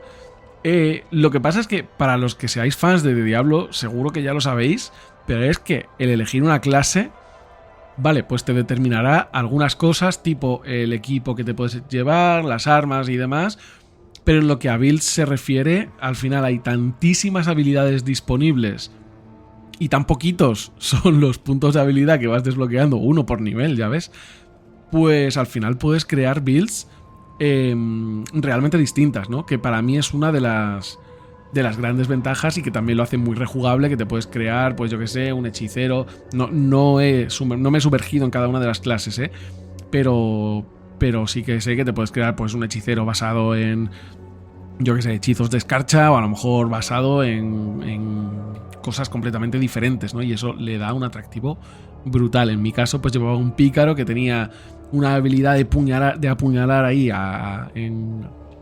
cuerpo a cuerpo, una habilidad de soltar ahí una andanada de flechas y ya está, y poquito más. Y una ocultación que la activaba con el R1 y podías salir corriendo, y luego aparte me puse que me ampliara la oportunidad de crítico cuando atacaba oculto. Y ya con eso pues a machacar gente y a mazmorrear. Muy de pícaro todo. Sí. Muy de judío, que es en lo que se basan los pícaros. Sí, de pegar puñetazos en la nuca. De judío huyendo. La beta, muy cortita. Bueno, muy cortita. A ver, es una beta. Son a lo mejor 3 horazas o 4 horazas. No lo sé exactamente porque a mí me ha llevado, diría que más tiempo, dada la inmensa cantidad de secundarias que tiene. De hecho, es que se estaba terminando el plazo para jugar a la beta y tuve que rushear, tuve que decir, oye, voy directo a las misiones principales porque es que si no, no voy a ver el final. ¿Cómo te gusta la caza de 7 jabalíes de repente por algún lado, no? No. Claro. Yo lo estaba haciendo, recolectar las hierbas y que va. Bueno, las misiones secundarias tengo que decir que me han gustado, ¿eh? O sea, tampoco me vuelan la cabeza, pero sí que tienen un interés un poquito más de cazar jabalíes, muchas de ellas. Otras no, otras son, oye, pues necesito corazones de no muerto, y entonces tienes que ir por ahí pues matando esqueletos y ya está, y no tiene mucho más. Y hablamos de eso, de que no solo tiene las misiones principales, sino que tiene muchísimas secundarias y también tiene un endgame, que luego lo comentaré.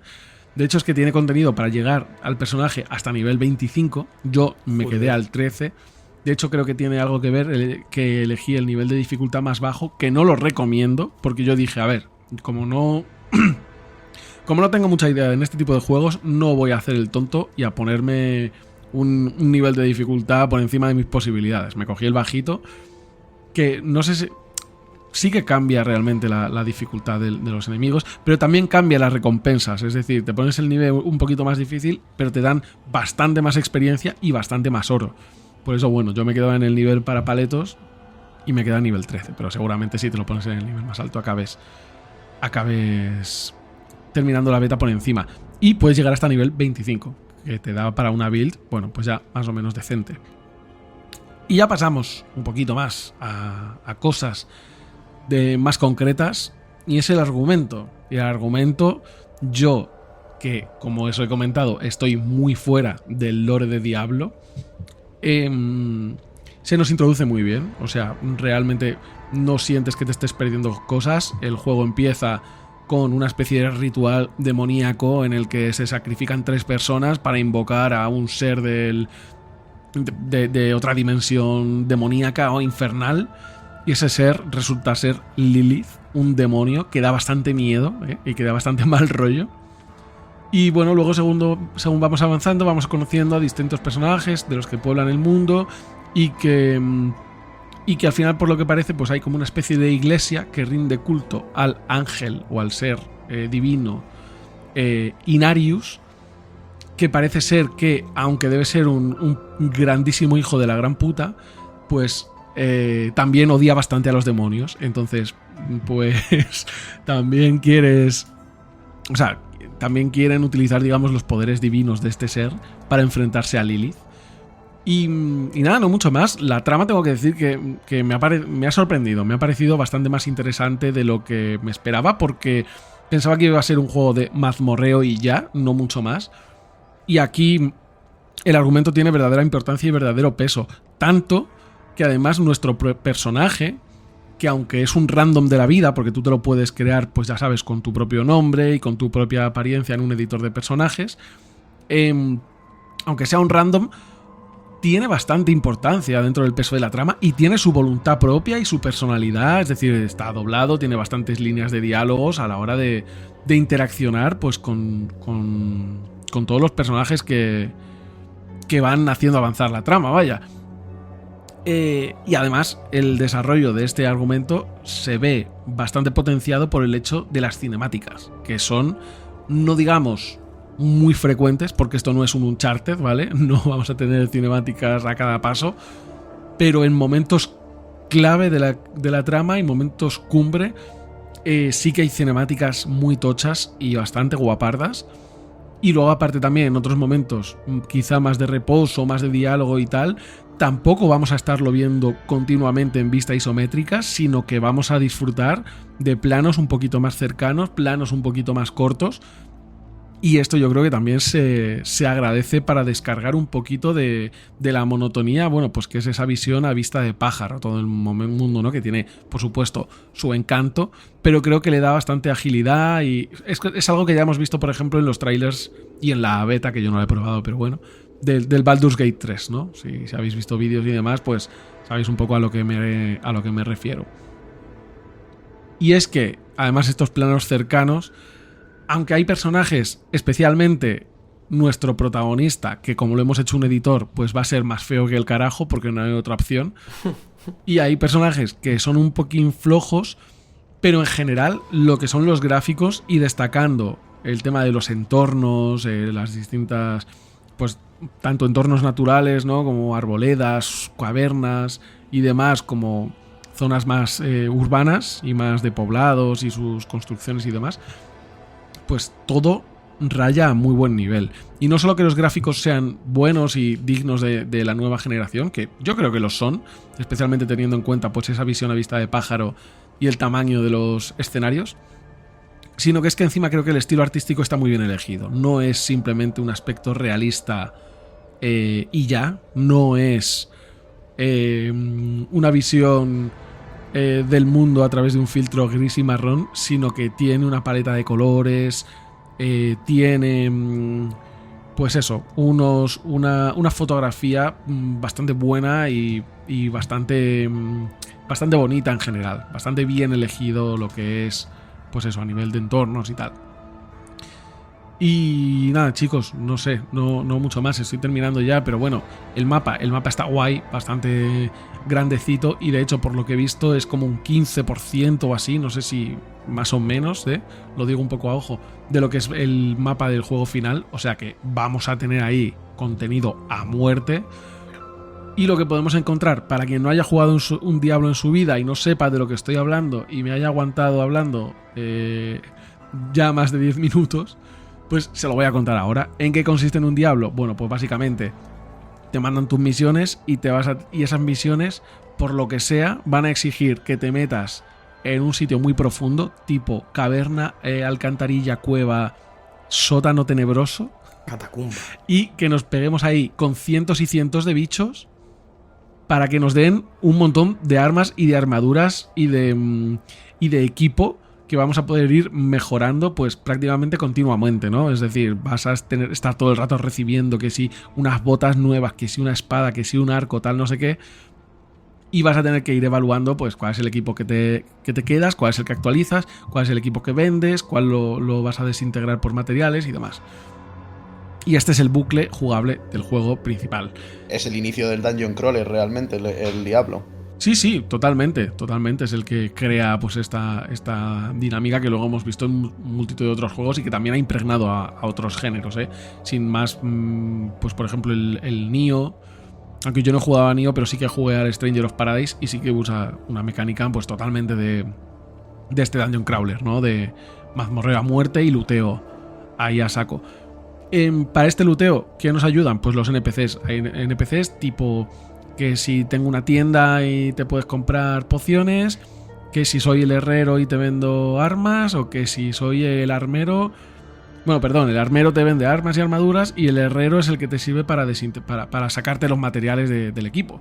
Y luego aparte, pues que si hay una cosa que han metido que no me termina de molar, pero es básicamente la piedra angular del endgame del juego, y es que el recurso más raro del juego, que son unos óbolos o algo así, no sé exactamente cómo se llama, son unos óbolos morados, y que consigues haciendo cierto tipo de incursiones, es una moneda muy escasa que puedes intercambiar por una especie de caja sorpresa, que igual tú metes ahí 50 óbolos y te dicen, mala suerte, te sale una espada normal de mierda nivel 1 o espada legendaria. Entonces es ahí donde va a estar el enganche máximo, yo creo. Una de las novedades que sí que es un personaje que se llama el ocultista, que puede extraer aspecto de objetos legendarios, meterlo en otros objetos, porque aquí también se puede jugar con el tema de los aspectos que vamos desbloqueando, y está guay. Pero que sirve para skins, ¿no? Simplemente. No sé muy bien porque no he llegado a trastear del todo con ello, con el tema de los aspectos, así que no te sé decir exactamente si es solo la skin o si también parte de las habilidades del objeto lo vas a poder mantener. ¿Crees que esto del óvulo corre peligro de ser compra, luteo, pachinko machín? Iba a preguntarte lo mismo. Sí, o sea, yo creo que esto es... a ver, no sé cómo explicártelo. Alguien que juegue al Diablo de forma absolutamente tradicional lo podría ignorar perfectamente y podría pasarse la campaña perfectamente sin usarlo. Ahora bien, por un lado, creo que jugar a Diablo 4 de forma tradicional es casi imposible, para empezar por lo que comentaba al principio y quiero incidir ahora un poco, que es el tema de conexión permanente, que no es únicamente que tengamos que estar conectados permanentemente a los servidores de Activision Blizzard, sino que es que dependemos de ellos para absolutamente todo. Es decir, como algún día hay algún problema en Activision Blizzard, pues no vas a poder jugar ni offline a Diablo. De hecho, es que creo que no tiene opción para jugar offline, que es una de las grandes quejas, que tú te conectas al servidor y que te van a aparecer los randoms por ahí por el mundo, porque sí, y no puedes evitarlo. Y entonces, no solo esto, no solo estas mecánicas propias de estar jugando en lo que sería un pseudo MMO, sino que además todo el juego de alguna manera está construido también en torno a la idea de que es, abro comillas, un juego servicio. Y es que, pues eso, nos vamos a poder encontrar, pues que si desafíos diarios, misioncillas, cosas así. Entonces por eso, Gonzalo, es por lo que digo que va a ser complicado enfrentarse a Diablo 4 como si fuera un juego tradicional. Por eso creo que la mayoría de los que jueguen y les guste y les enganchen, pues al final van a tener que pasar por el aro de los óbolos, que va a ser el endgame de, oye, tengo mi personaje maximizado, pero ahora quiero un casco legendario, porque no tengo mi casco, pues te va a tocar pasar por ahí sí o sí. Y también, ojo, creo que aunque pueda ser una cosa muy criticada por los detractores del juego, también creo que va a ser una de las partes más importantes del mismo, como lo podrían ser las cajas de botín del CSGO, ¿vale? O sea, a nivel de streamers y a nivel de lo que...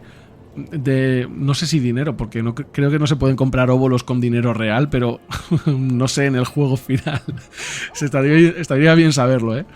Pero creo que va a ser una de las partes vertebrales de este juego para la gente que esté ahí quemadísima de horas. Creo que ya hubo polémica precisamente con el... Bueno, con la tienda, ¿no? Con la tienda del Diablo 3 era, ¿sí? Sí, eso es. Entonces, bueno, a ver si han aprendido o no. Dos preguntas muy rápidas, Pablo. Has dicho que te puedes encontrar con los otros jugadores por el mundo y puedes atacarles, porque es que si no recuerdo mal, en el Diablo 2 podías darte de hostias contra otros personajes y robarle cosas incluso del inventario que llevaran en el inventario, no nada equipado, ¿no? Pero he visto en alguna parte, no sé ahora mismo dónde, que sí, que hay PvP, pero tú cuando estás por ahí recorriendo el mundo y te encuentras a Felipe Gutiérrez 360, que es nigromante de nivel 17, no le puedes pegar. En principio es aliado y vais a estar ahí cabalgando las colinas de la cordura juntos y matando esqueletos. Y otra pregunta. Y no tienes que tener cuidado con darle con tus hechizos de área. O sea, no, que va. Es como es aliado y ya está. Claro, yo no me refería tanto al fuego amigo, sino como al fuego enemigo. Directamente ir a por él para lootear lo que él haya looteado. Sí, por eso digo que hay... Claro. Creo que hay PvP, pero yo no lo he visto. No lo he podido probar. Claro, y luego la otra pregunta. ¿Sabes si hay cooperativo local? O sea, si tú y yo podemos jugar desde la misma consola, aun conectándonos a internet. Pues es buena pregunta. Y creo que no. No he visto la opción yo, por lo menos, en esta beta. Lo del cooperativo local ya, Abel, está cada día más caduco, Ya, mira que me jode, ser, pero... que yo soy muy de cooperativo local, pero creo que justo en este juego no te da la opción. Es que el 3 sí lo tiene y en la versión de Switch, supongo que en todas no, pero yo que he jugado la de Switch sí que lo tiene y mola bastante el poder jugar local. Y en este caso, aunque se conecte a internet y te encuentres a Rodrigo Gutiérrez por ahí, como tú has dicho, pues estar jugando con un colega, con tu pareja, con quien sea, con un amigo o un familiar, pues oye, mola. Y si tienes 4 mandos, decir, venga, vamos a full equipo. Y sin necesidad de estar cada uno en su casa, estando todos en el mismo sofá, ¿no? Nada, no, yo no he visto la opción, lo que no quiere decir que no la tenga o que luego el juego final no la vaya a tener, pero yo no lo he visto. He visto que hay opción de clanes, de hecho me he metido en un clan, no me ha servido de nada, pero bueno, estoy en un clan. No has coincidido con ninguno, ¿no? Que yo sepa, ¿no? Pues es que eso, ¿sabes cuál ha sido el fallo? No haber creado el clan de L3, se hubieran unido todos. Sí, lo tenemos que hacer. Y nada, chicos, no quiero monopolizar mucho más tiempo de programa. Diablo 4, bastante molón y bastante guay como nueva entrega de Diablo. Creo que no va a decepcionar en lo jugable prácticamente a nadie. Estoy casi seguro, pero quizás yo la mayor pega que la pongo es esa sombra de juego como servicio que tiene en muchas cosas.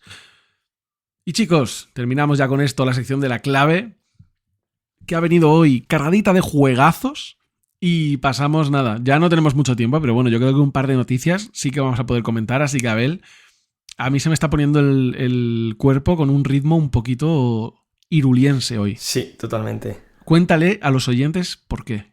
Bueno, pues porque hemos tenido un gameplay de 10 minutos en el cual hemos podido ver a Aonuma jugando un poquito a Zelda Tears of the Kingdom. Y sinceramente a mí todo lo que han mostrado me ha parecido una burrada en lo jugable. Una auténtica burrada. Lo primero que hemos visto ha sido el mundo de siempre, el que ya conocemos, el de Breath of the Wild, con un Link montado a caballo. Y en el momento en que la cámara empieza a girar, empezamos a ver algunas estructuras, sí, un poquito más, que dices, uy, esa torre de ahí, qué extraña es, no es una torre Seika, es una torre distinta. Y ver cómo del cielo, en el cual ahora está poblado de estructuras, cae hacia el suelo una piedra. Y aquí nos han traído la primera mecánica, una que ya habíamos visto en algún que otro vídeo y avance de Zelda Tears of the Kingdom. Básicamente lo han llamado el rewind, que será como el rebobinado, ¿no? Básicamente consiste en que cualquier objeto físico del entorno vas a poder hacerle retroceder en el tiempo.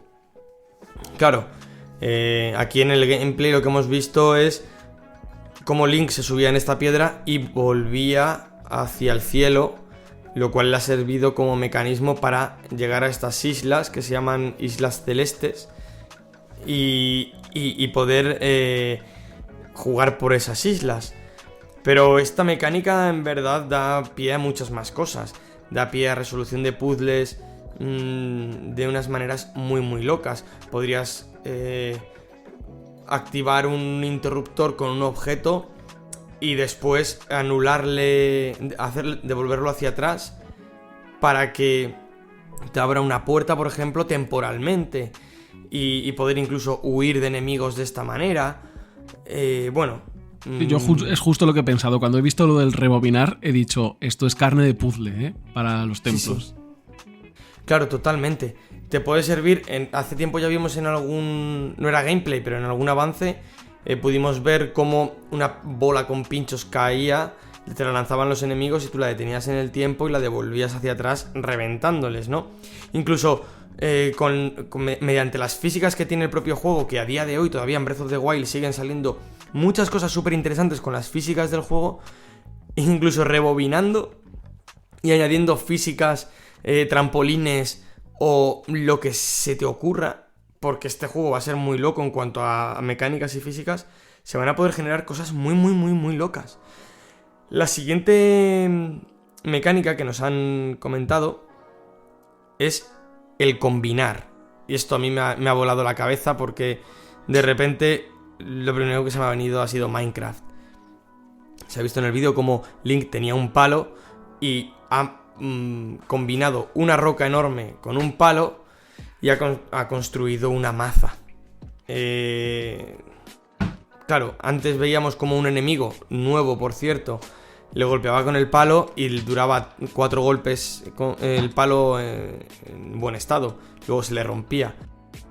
En el momento en que lo combina con la roca, le ha durado mucho más y además el monstruo, que era el mismo, ha muerto antes, o sea, ha aumentado la potencia de ataque y la durabilidad. Pero no se queda ahí, es que en este gameplay lo que nos han dicho es que se puede combinar todas las armas con todo. Las flechas se pueden combinar con hojas, aunque no hemos visto su efecto. Algo tendrá que ver con el viento de por medio, seguramente.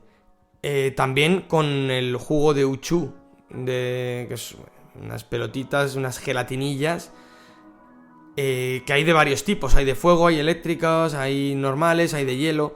Y hemos visto cómo al lanzar combinando una flecha combinándolo con hielo, ha generado una flecha de hielo, como si esto se tratara de Ocarina of Time. O combinándolas con un ojo de Kese, que es un murcielaguillo que hay en Hyrule, se convierte en una flecha perseguidora, en una flecha teledirigida. Eso está guapísimo, lo del ojo. Eso está muy guapo, pero claro, al lado había unas alas de Kese también. ¿Eso qué hace? ¿Qué va a generar? ¿Que vaya súper rápida, por ejemplo? ¿O qué? Es que hay infinidad, hay muchísimos objetos. En Breath of the Wild había muchísimos objetos. Y es de prever que en Tears of the Kingdom haya los mismos y algunos añadidos.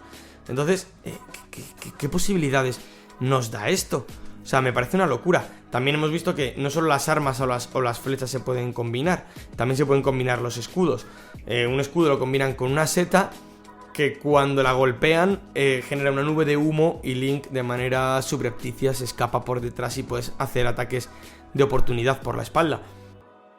Sí, esto es nuevo, ¿no? También es una especie de crítico ahí a lo Dark Souls, bastante chulo.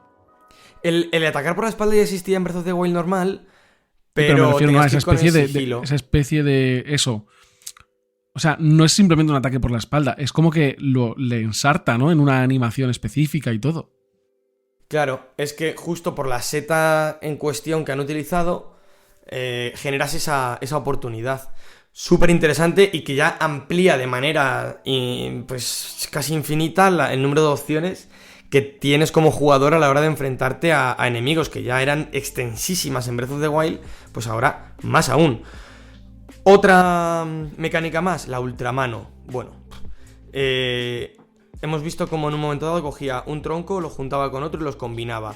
Juntaba otro, lo combinaba y creaba una balsa.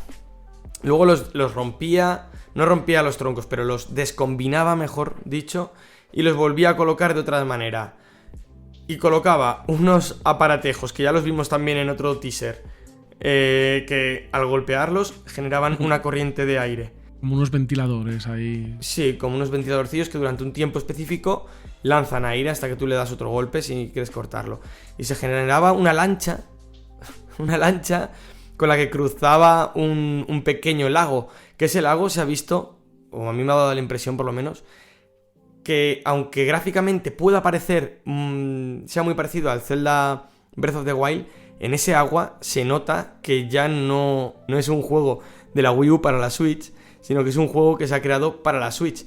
Y este agua se ve especialmente bien.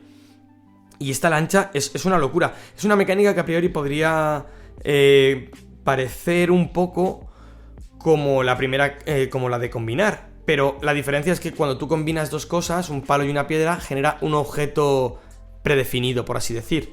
En este caso, tú lo estás creando y puede ser lo que quieras. Después hemos visto cómo se creaba una balsa que iba por el agua y en el momento dado en el que golpeaba un objeto que había en medio, estos motores la impulsaban hacia arriba. Y en los teasers pudimos ver tanto un globo con una hélice hinchando el globo, como una especie de cochecito, como también otra lancha. Todo eso que ibas por el aire también con ella. Todo esto está abierto a la imaginación más absoluta de cada jugador. Y es que han pasado 7 años seis años, perdón, desde el lanzamiento de Breath of the Wild, si no me equivoco. Sí, son 6 o 7. Y a día de hoy todavía siguen saliendo locuras nuevas que la gente está creando. Esto va a ser infinito. O sea, esto da la impresión de que no se va a acabar. Porque si han tardado 6 años y todavía siguen sacando cosas, imaginaos esto con la cantidad de opciones locas que todo esto crea. Y bueno, la última mecánica ha sido la de la infiltración, que podrían haberla llamado la de la filtración directamente, porque es en esta en la que te conviertes en una especie de gotita y asciendes hacia un techo. Han dicho que esto, pues en estructuras físicas como pueden ser un techado de roca simplemente, va a ser accesible. En una cueva también vas a poder implementar esta mecánica, pero no en todos los sitios. Vas a necesitar que tenga una salida, ese techo por el cual tú te estás metiendo. Pero hemos podido ver cómo Link se metía en una cueva y salía en la parte de arriba de la montaña, en la cual hacía frío y tardaba un ratito en llegar. Que esto también abre posibilidades como, vale, y si entre medias también podremos encontrarnos a lo mejor pequeñas cavidades con tesoros o ciertos enemigos. Aquí lo que es la creación de niveles da un vuelco del copón. Y es más, es que esta mecánica también genera que la exploración tome otro nuevo sentido. Hasta ahora, bueno, Breath of the Wild revolucionó la exploración como ningún juego. La sensación de libertad y de exploración, no hay ningún juego de sandbox o de mundo abierto que consiga lo que consiguió Breath of the Wild, ni siquiera 6 años después. Y sin embargo, ahora van a darle otra vuelta más. Dentro de templos, ¿cómo va a funcionar esta mecánica? ¿Se va a poder implementar o no? Porque me parece una auténtica locura. Y ya para terminar, porque no quiero alargar mucho más esto, hemos visto que al final del vídeo, bueno, una música con un clarinete, creo que es un clarinete, aunque hay algunas notas que son un poco difusas, que también nos está diciendo ya que la banda sonora va a ser distinta, porque es un mundo nuevo, porque es un mundo en el cual ya Link, al cual sí pertenece, no como en Breath of the Wild, que solo teníamos un piano y Link estaba más perdido que el barco del arroz. Pero aquí encontramos un clarinete y encontramos que, vaya, es un instrumento de viento, que es justo cuando hemos podido ver también cómo Link se caía de una isla y ver que no hay tiempos de carga, una distancia de dibujado tremenda. Todo el mapa de Hyrule desde las alturas se podía ver prácticamente entero, yo creo. Una auténtica pasada. Y para cerrar estos 10 minutos de gameplay, han sacado la versión de la Nintendo Switch OLED con de Zelda Tears of the Kingdom. Que Pablo, no sé si tú te acordarás que hace un tiempo que grabamos un checkpoint, no sé con quién ahora mismo, no sé si fue con Mandy Cotton o fue con Eneko, que llevamos esta noticia y yo dije que era un rumor, pero yo dije que era real 100% por pequeños detalles. Ahí está grabado eso. Y se ha visto que esa filtración, ese rumor, que yo decía que no era rumor, se ha convertido en lo que era una filtración, porque es real. Y nada, y este ha sido en resumidas cuentas, a lo mejor me he alargado un poquito, pero este ha sido estos 10 minutos de gameplay que a mí me han volado auténticamente la cabeza. Y ha durado más el análisis que el propio gameplay, ¿eh? Y me he cortado, lo siento.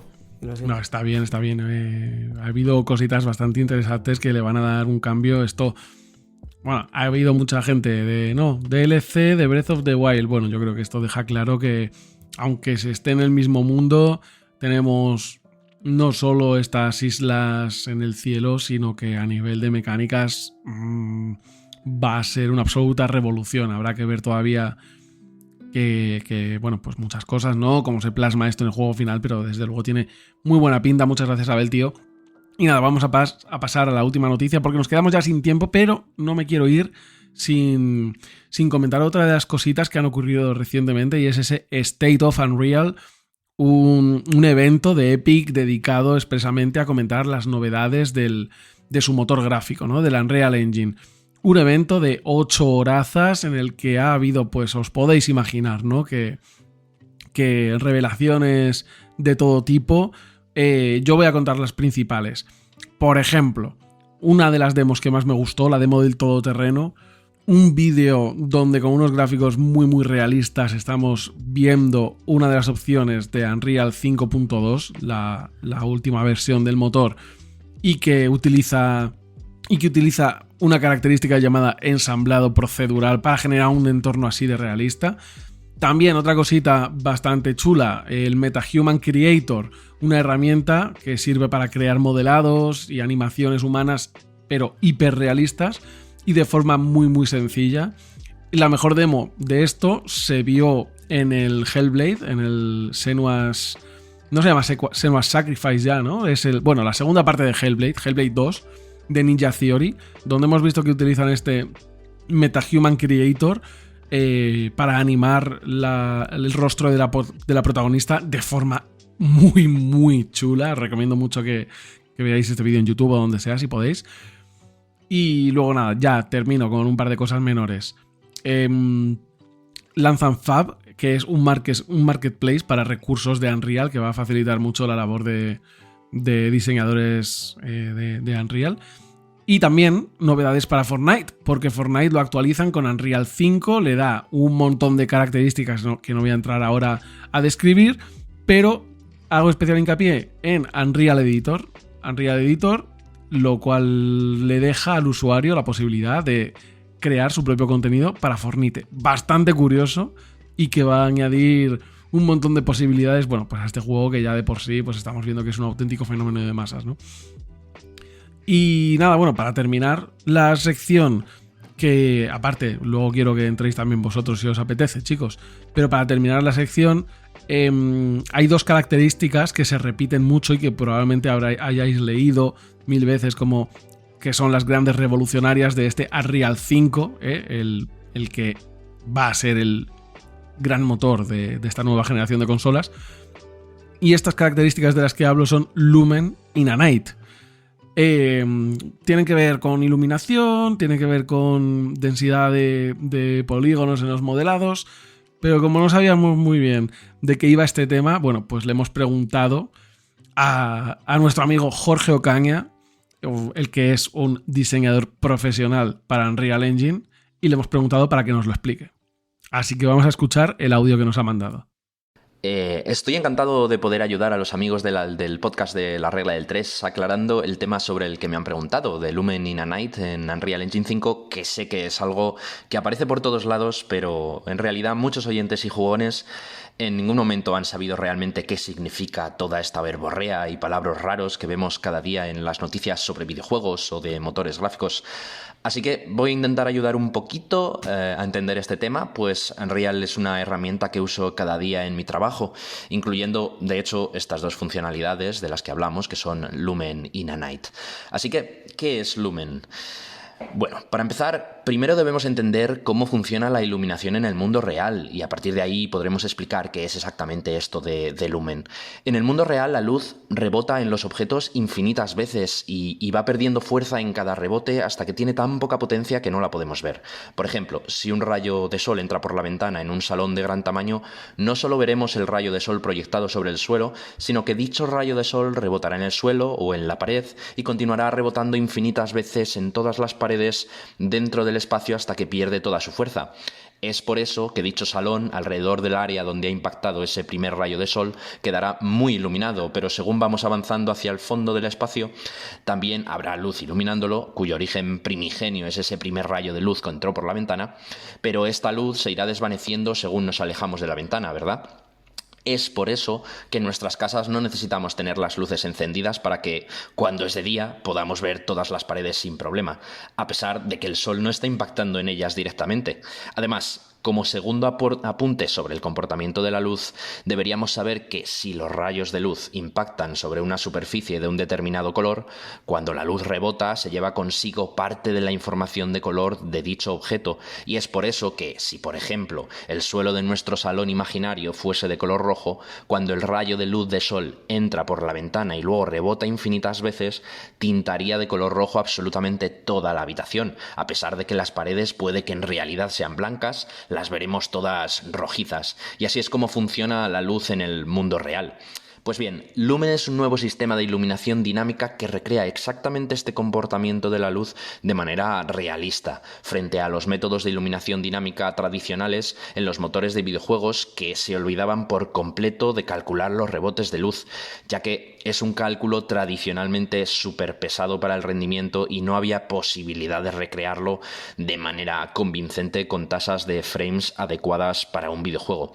De hecho, ya existía en Unreal Engine 4 este tipo de iluminación realista a través del ray tracing, el consabido ray tracing, pero era tan pesado para el rendimiento que no lo hemos visto en absolutamente ningún videojuego. Pero en mi experiencia personal, en algún momento que he intentado usar esta iluminación global por ray tracing de la que hablaba, es imposible o era imposible superar los 5 frames por segundo en mi ordenador, por lo menos, y eso que tengo un ordenador bastante potente. Sin embargo, Lumen usa una metodología de cálculo muy ingeniosa que consigue reducir el coste de rendimiento hasta tal punto que por fin vamos a poder tener en los juegos este tipo de iluminación con comportamiento realista de verdad. Es importante destacar, además, que este es un tipo de iluminación que llamamos dinámica, como vengo repitiendo en todo momento, ya que sí existe desde hace muchos años iluminación en los videojuegos con estos rebotes de luz de los que estábamos hablando, pero para conseguirlo había que recurrir a metodologías de iluminación estáticas. Por ejemplo, entre muchos otros, la saga Uncharted o The Last of Us, por citar algunos muy conocidos, consigue iluminación muy realista en algunos de sus entornos a través de estas técnicas. Sin embargo, eran, como digo, estáticas. ¿Esto qué quiere decir? Que la iluminación, una vez calculada por los desarrolladores de juego, quedaba grabada en los objetos y no se podía cambiar. Si calculabas la iluminación a las 12 de la mañana, el escenario iba a quedar iluminado con dicha luz y la sombra que proyectaba una mesa sobre el suelo, por ejemplo, seguiría ahí aunque dicha mesa la destrozáramos con un disparo o simplemente la moviésemos. Por supuesto, ha habido siempre técnicas que conseguían saltarse de alguna manera esta limitación y por eso en Uncharted nunca hemos visto realmente esa extraña sombra de la mesa ahí después de haberla destrozado. Pero, por resumir, nunca era un resultado perfectamente realista. Son más triquiñuelas que otra cosa, quizá demasiado técnicas y difíciles de entender para entrar en ellas. Pero, en resumen, Lumen nos da esa iluminación de comportamiento realista de la que nunca hemos podido disfrutar de manera dinámica, pudiendo entonces implementar en nuestros juegos cambios de hora dinámicos o escenarios que cambian completamente con el tiempo, en los que la iluminación va a responder de manera realista y sin problema. Y en cuanto a Nanite, es algo más complejo de explicar para toda persona ajena al mundo del desarrollo de videojuego o de los artistas 3D como yo, pero por resumirlo de alguna manera que podamos entender todo el mundo, se trata de un nuevo sistema implementado en Unreal 5 que nos permite usar modelos 3D de altísimo poligonaje en nuestros escenarios o niveles de juego sin una gran afección al rendimiento. Tradicionalmente, los modelos incorporados en los videojuegos tenían que contar con un número de polígonos que no fuese excesivamente alto, pues de otra manera el rendimiento se iba a pique, a pesar de utilizar técnicas como los LODs o LODs en inglés, de los que algunos probablemente habréis escuchado hablar. que nos permitían tener modelos de mayor poligonaje cuando la cámara estaba cercana a un objeto y versiones de dicho objeto de menor poligonaje según la cámara se fuese alejando. Pero aún así, la versión de mayor poligonaje del objeto, la que se veía cuando la cámara estaba justo enfrente del objeto, seguía sin poder ser de un poligonaje excesivo si no queríamos tener problemas de rendimiento. Nanite lleva esta idea del poligonaje dinámico a un nuevo nivel nunca visto, mucho más allá de lo que los LODs o LODs podían hacer, de manera que podemos ahora literalmente utilizar modelos de millones y millones de polígonos directamente en el juego, sin preocuparnos de que afecte sobremanera al rendimiento. Y eso lo hace a través de una serie de cálculos inteligentes. Unreal 5 sabe que es absurdo mostrar polígonos en pantalla que sean más pequeños que un píxel de nuestra pantalla. Pues si es más pequeño que un píxel, ¿para qué mostrar dicho polígono? Pues bien, lo que hace Nanite es adaptar continuamente el poligonaje de nuestros modelos para que cuando estamos cerca de ellos nos muestre todo el detalle posible. Gracias a todos esos millones de polígonos que tiene el modelo, podemos, por ejemplo, ver perfectamente recreado todo el detalle y rugosidad de una roca o la corteza de un árbol. Pero si nos alejamos a una distancia en la que dicho detalle no es perceptible, Unreal simplemente se va a ahorrar de manera inteligente un montón de polígonos que va a dejar de mostrar en pantalla. Nanite es una ayuda sobre todo para los artistas, porque podemos recrear modelos de altísimo detalle y tenerlos en escena o incorporados en un videojuego de manera súper rápida, frente a flujos de trabajo tradicionales. Antiguamente, para representar todo este detalle se recurría a técnicas que, mediante texturas aplicadas en modelos de bajo poligonaje, simulaban de alguna manera este grado de detalle. Crear estas texturas sobre los modelos era un proceso en ocasiones largo y tedioso, que gracias a Nanite vamos a poder ahorrarnos en gran medida. Eso significa que, además, en el mismo tiempo que antiguamente un artista creaba un asset para el juego, quizá ahora puede crear 3. Y todo ahorro de tiempo supone, además, que sea más fácil incluir más contenidos y más assets en un videojuego por el mismo precio por el que el desarrollador antes podía crear en realidad muchas menos cosas. Además, no hace falta decir que en realidad ese flujo de trabajo que se seguía para crear texturas sobre modelos de bajo poligonaje, aunque es súper convincente si se hace bien, sigue siendo un truco para engañar a nuestro ojo y no geometría real. Y realmente que todos esos millones de polígonos estén ahí le dan un realismo abrumador a los objetos que colocamos en escena. No utilizaremos, desde luego, Nanite en todo ni en todos los juegos necesitarán ese nivel de detalle, desde luego, pero es una grandísima ayuda para conseguir modelos y entornos tridimensionales ultra realistas a un nivel que no hemos visto nunca antes. Y cuando empiecen a salir videojuegos que hagan uso tanto de Lumen como de Nanite, realmente va a ser algo alucinante. Bueno, Jorge, pues muchísimas gracias por este audio, la verdad, tan detallado, en el que yo pensaba que nos ibas a explicar así de forma muy sucinta y oye, yo creo que para el que se haya querido enterar con un poquito más de detalle de en qué consiste estas tecnologías y por qué van a ser tan importantes, pues nos lo has dejado bastante claro. Muchísimas gracias de nuevo. Y chicos, no sé si queréis vosotros apuntar algo. Pues bueno, ha sido un lujo, la verdad, esta explicación, estos 7 minutillos, 8 minutillos de explicación tan precisa. Me parece muy curioso lo del tema de la luz. Yo tengo ciertos problemas con el ray tracing en mi televisor porque sí que puedo ejecutarlo, pero como no me he gastado 7.000 euros en una tele, como que no va bien del todo. Y las zonas oscuras son demasiado oscuras y a lo mejor es increíble que hace unos años el ray tracing estuviera en boca de todos. Bueno, hace unos años, es que hace 2. Y a día de hoy ya tengamos una tecnología que se lo folle directamente. Me parece espectacular. Bueno, aquí es lo que ha comentado, claro, es que el ray tracing que estamos viendo nosotros es para iluminación estática y que de momento no se puede ver ray tracing con iluminación dinámica. Claro, no, y convivirán incluso un ray tracing para iluminación estática en determinados entornos, sobre todo en fondos muy lejanos a lo mejor, y en algunos más cercanos esta nueva tecnología. Sí, al final solo van a poder utilizar Lumen aquellos juegos que utilicen Unreal. Claro, todos los demás pues están en principio carentes de... Claro. Y luego, y ya le dejo paso a Gorko, el tema del ahorro de píxeles me parece muy curioso porque precisamente estábamos hablando de Zelda Tears of the Kingdom, pero es que en Zelda Breath of the Wild hace algo parecido a eso ya. desde hace años. Y es que cuando hay una distancia de dibujado muy muy lejana, lo que hacía para reducir recursos es que tú no ves el árbol normal. No existe ese árbol que luego vas a ver de cerca. Lo ves en 2 dimensiones. Solo que está tan lejano que no lo notas, no lo No, pero aprecias. esto no es de Breath of the Wild, esto se lleva haciendo desde hace 1000 años. GTA San Andreas lo hacía ya, o incluso antes, yo creo que ya se hacía. Pero sin darte cuenta de que estás viendo un escenario en 2 dimensiones. Un elemento, no un escenario, perdón, un elemento del escenario en 2 dimensiones. Porque en San Andreas sí que te das cuenta que dices, madre, eso es cartón piedra ahora mismo. Claro, en San Andreas me refiero sí más bien al tema de texturizado, sí. Claro, seguro que se ha hecho antes de Breath of the Wild, pero bueno, yo el conocimiento que tengo es justo en este. Y es un recurso más creativo. Y bueno, pues según estaba escuchando a Jorge me ha venido a la cabeza. Me parece muy chulo ese ahorro de píxeles, sobre todo a este nivel ya de fotorrealismo en el que se está trabajando, ¿no? No, y a nivel también de que tú estás metiendo un modelado poligonal de altísima densidad y de un nivel de detalle flipante, y ya no eres tú el que haces el juego, sino que es el propio motor el que se encarga de que si el jugador está lejos, rebajarle y quitarle detalle. Es que es bastante molón. Sí. Muy, muy chulo. Qué bien lo ha explicado, también te lo digo, ¿eh?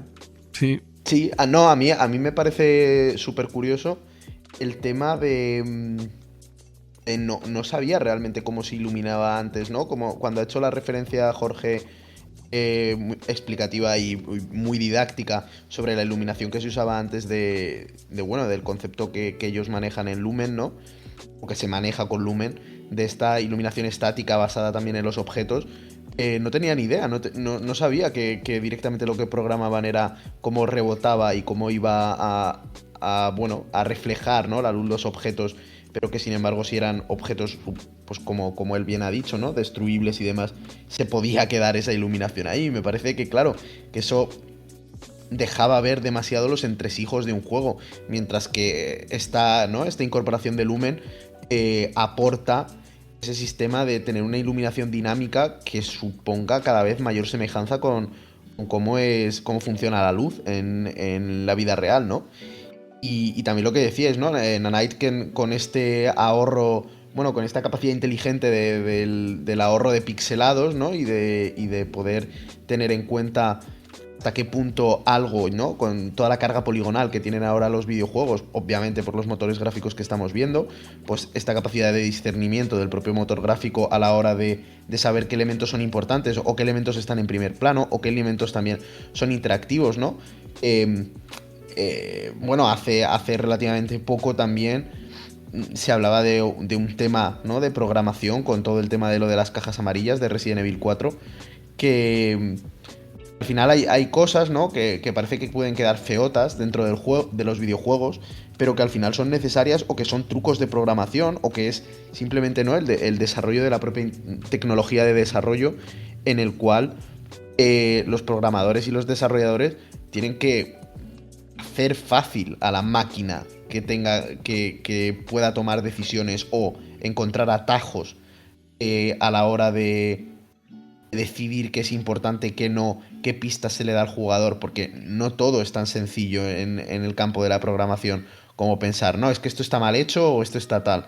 No, cuando haces una puerta tienes que pensar en qué sentido gira la puerta, es una puerta abrible, no abrible, con qué se comunica, qué va a tener detrás, es destruible, no es destruible, todas esas, ¿no? Todos esos caminos lógicos que tiene que seguir un desarrollador, pues a nivel de lo que estamos viendo, ¿no? Con Unreal y con estas dos implementaciones, pues todo lo que sea al final al motor gráfico, hacerle el trabajo fácil y usar estos serie de atajos a la hora de cálculos y demás para que sean capaces de tener un mayor rendimiento, creo que está súper bien explicado y que, joder, que a veces necesitamos un poco esta visión técnica también, porque nos aproxima a la complejidad de los retos en el día a día del desarrollo de un videojuego y en muchas de las cosas que se tienen en cuenta, o muchas de las, ya decía, con el tema de la iluminación, ¿no? De esta triquiñuela que a mí me ha sorprendido. Supongo que, claro, que era la forma más óptima de hacerlo en su momento y que que ahora con estas implementaciones de Unreal, para la que obviamente Jorge ha dedicado 9 minutos muy concisos, pero muy bien rellenados, mientras que todo esto ha formado parte de una conferencia de 8 horas, pues es que creo que esa conferencia de 8 horas puede parecer baladí o puede parecer tremenda turra, ¿no? Porque estamos muy acostumbrados en el mundo del videojuego a que si me dan 8 horas que sea de 3 y de trailers, pero no a asumir que hay unos entresijos por detrás que son casi tan importantes y que hablan mucho del mérito, ¿no? Es como decir, bueno, pues también está bien que a veces te den un poco la chapa con la fotografía en el cine. Pues esto es un poco lo mismo, pues también está bien que haya algo que nos explique realmente cuáles son las complicaciones a las que se enfrenta un equipo de desarrolladores a la hora de esto, de programar un videojuego y de iluminarlo y de hacer los modelados y de ponerlo, ¿no? a correr y ver qué rendimiento tiene y ver qué es importante para el jugador, a qué le va a prestar atención y qué cosas son mucho menos relevantes como para que el motor gráfico no esté sufriendo porque todo sea hiper mega realista, porque ni siquiera nuestra visión es así. Entonces, joder, me ha parecido súper interesante, me ha gustado un montón. Es que es verdad que cuando estás entre bambalinas, cuando buceas un poquito en la complejidad de las cosas, lo aprecias de una manera mucho mayor, yo creo, ¿no? Entonces, es verdad lo que has dicho, Gorko, que el hecho de que Jorge nos haya explicado esto de la manera en la que nos ha explicado además, joder, pues viene muy bien para... Por lo menos a mí me ha gustado mucho y nos viene muy bien a todos, tanto a nosotros como a los oyentes. Sí, efectivamente, porque al final a veces nos olvidamos de que los que estamos hablando aquí, pues sí, somos 3 apasionados de los videojuegos y lo hacemos lo mejor que podemos, pero no somos en ningún caso profesionales ni eminencias en ningún campo de este sector, más allá de lo que ya comento, que nos gustan los videojuegos y lo que nos gusta comunicar sobre ellos, ¿no? Pero está bien que de vez en cuando pues tengamos a un profesional como la copa de un pino, como es Jorge. Así que nada, muchas gracias de nuevo por esa aportación. Oye, los demás oyentes que queráis también mandarnos vuestros audios y demás, pues la regla del 3 podcast@gmail.com y estaremos encantados de escucharlos en nuestros programas. Y chicos, hasta aquí yo creo que ha llegado el programa de hoy. Vamos a ir echando la chapa. Ha quedado un poquito más largo quizá de lo que habíamos pensado, de ese formato más ligero que pensamos que tiene que ser el Checkpoint, pero es que esta semana estaba cargadita de juegazos, como ya hemos visto. Teníamos su buena dosis de actualidad y hacía falta comentarlo. Así que nada, chicos, ya me despido. Abel, tío, muchísimas gracias por haber estado por aquí una semana más y te veremos pues dentro de poquito ya. Eso es, nada, un placer. Y es verdad que creo que ha sido el primer programa que ha durado más la clave que las noticias. Sí, pero sí. Pero también te digo que me da igual que se haya alargado porque así he podido estar más tiempo con vosotros, así que me da igual. Has estado brillante e incombustible como siempre, a ver, tío, muchas gracias. Y también le agradecemos al amigo Gonzalo Díaz, que ahora mismo está detrás de ti, imbécil. Está ya con el mando en las manos. ¿Has estado jugando todo el podcast, Gorko, mientras grabábamos? Ha estado jugando durante la grabación y no es cierto. No es cierto. Se entiende porque hay ganitas de ese Resident Evil 4. No es cierto. Os he estado prestando muchísima atención y para nada he tenido que salvar a Ashley 2 o 7 veces en la grabación de este podcast. Pablo, ¿te has dado cuenta que has estado muteado más tiempo del normal, no? Sí, es verdad. No hagáis falso testimonio porque he estado muy pendiente de vuestras movidas, pero hay que tener en cuenta que yo al inicio de este programa he hecho un inserto sobre una idea. Es que ¿de qué zona de España estamos hablando en Resident Evil 4? Pues es mejor... Bueno, que es Cataluña. Es mejor no decirlo. ¿Por qué? Porque es una imagen que no nos juega a favor. Nosotros somos gente muy abierta, muy bicharachera, muy campechana, nos gustan los extranjeros y por supuesto que todo el mundo sepa que todo lo de Resident Evil 4 es difamatorio. Que si vienen a España, plagas, como mucho plagas, se van a llevar un poquito de a lo mejor gonorrea o sífilis. Pero el resto nada. Somos gente muy limpia, nos gustan las tapas y ya está. Tapas. Ya está. Que hagan. Y no hay tantos castillos. O sea, han puesto un castillo, pero el país con más castillos de Europa es Francia. Pero aquí hay un puño también, ¿eh? No hay tantos. Se están flipando. Pues nada, chicos, haya castillos o no haya castillos, yo también, Pablo Sánchez de Rojas, me despido de este templo, de este palacio que es el programa L3, La Regla del 3, el podcast de videojuegos, donde siempre somos 3. Adiós.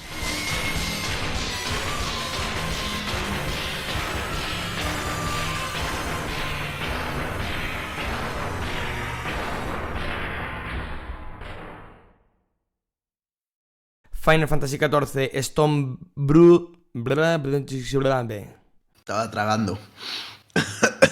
Ahora lo pone de falso final el cabrón.